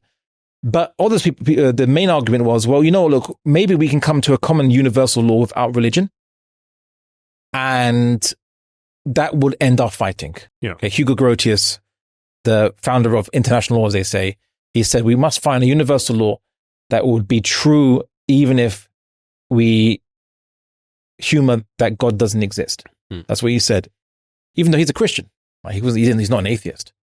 And there was a thinker called Sir Robert Filmer who said, I fear that with all these arguments about trying to find some natural law in the universe that doesn't involve religion to make a common basis for people, that this is going to be bringing in atheism.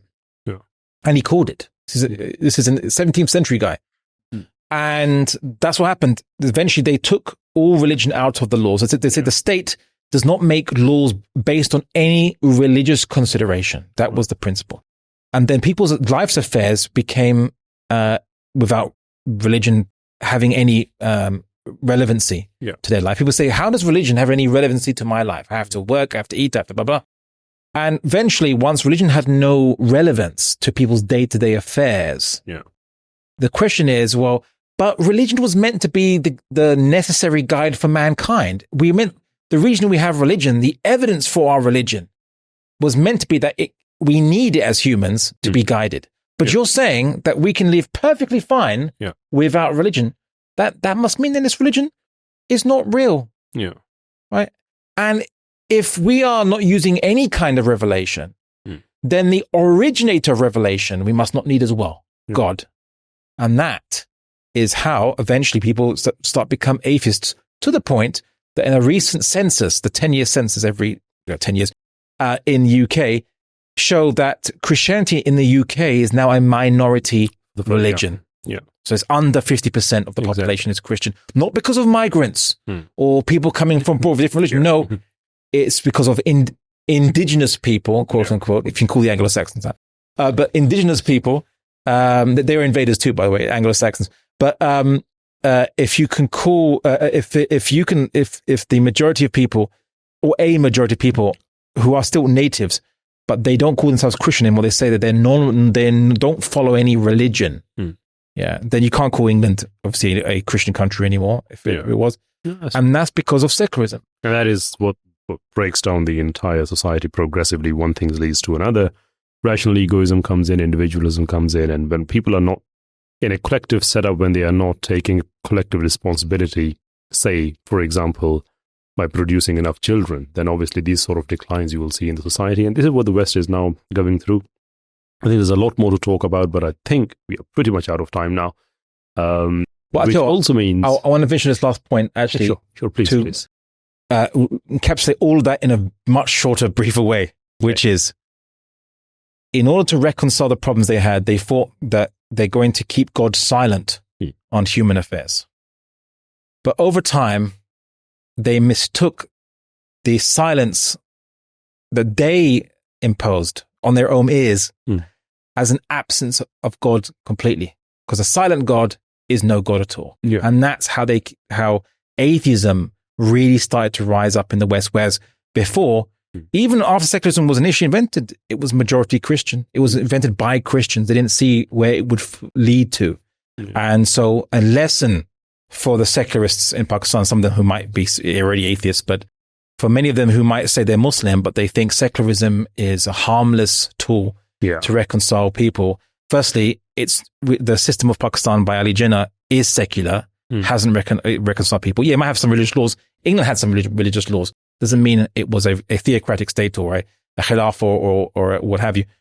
But it ushered in atheism. So don't make that same mistake as the recent census showed of England had. Easy way of putting it, that atheism would be applied to individuals, so there is an individual atheist, whereas when same things happen at the collective level, that's secularism. One way or the other, secularism leads to atheism, or if you're atheism, then inevitably that would lead to secularism. But like I said, problem we have in Pakistan is that our seculars, they don't really have a unified sense of argumentation. And on a last note, which I like to be positive, that only a few years ago, our seculars in Pakistan, they used to chase down Muslims, not physically, but on internet or everyday civil discourses that, oh, you guys have no idea how to make arguments. Why don't you come and have a debate with us? Because you can't, because you're driven by faith. You don't know what the rational argumentation is and so forth. And now, in space of a few years' time, actually we chase them down. Come on, why not have a debate? Let's talk about debate. Because, alhamdulillah, the people have developed so much knowledge over a period of time. So, for example, they used to say that, well, if you bring Sharia in Pakistan, who's Sharia? Is it Shia or Sunni? Or which Sunni version? And so, well, look, we have no problem because Sharia is Sharia. You are referring to fiqh, which is a different thing. This is Sharia. But by the way, if you bring secularism in Pakistan, whose secularism are we talking about? John Locke's, Lenin's, Stalin's? Because liberal secularism is different. And left secularism is different. And within the subsets of that, Lenin was much different from Stalin, for example. They're both seculars, but much different secularism. Mao's was different. So whose secularism are we talking about? I had a podcast with people. I asked, well, you want secularism to be brought in Pakistan, but why should I accept your secularism over, say, a liberal secularism? And vice versa. So now we have started to develop these sort of arguments, and now we are saying, come on, let's have a debate, but apparently they are not up for it anymore.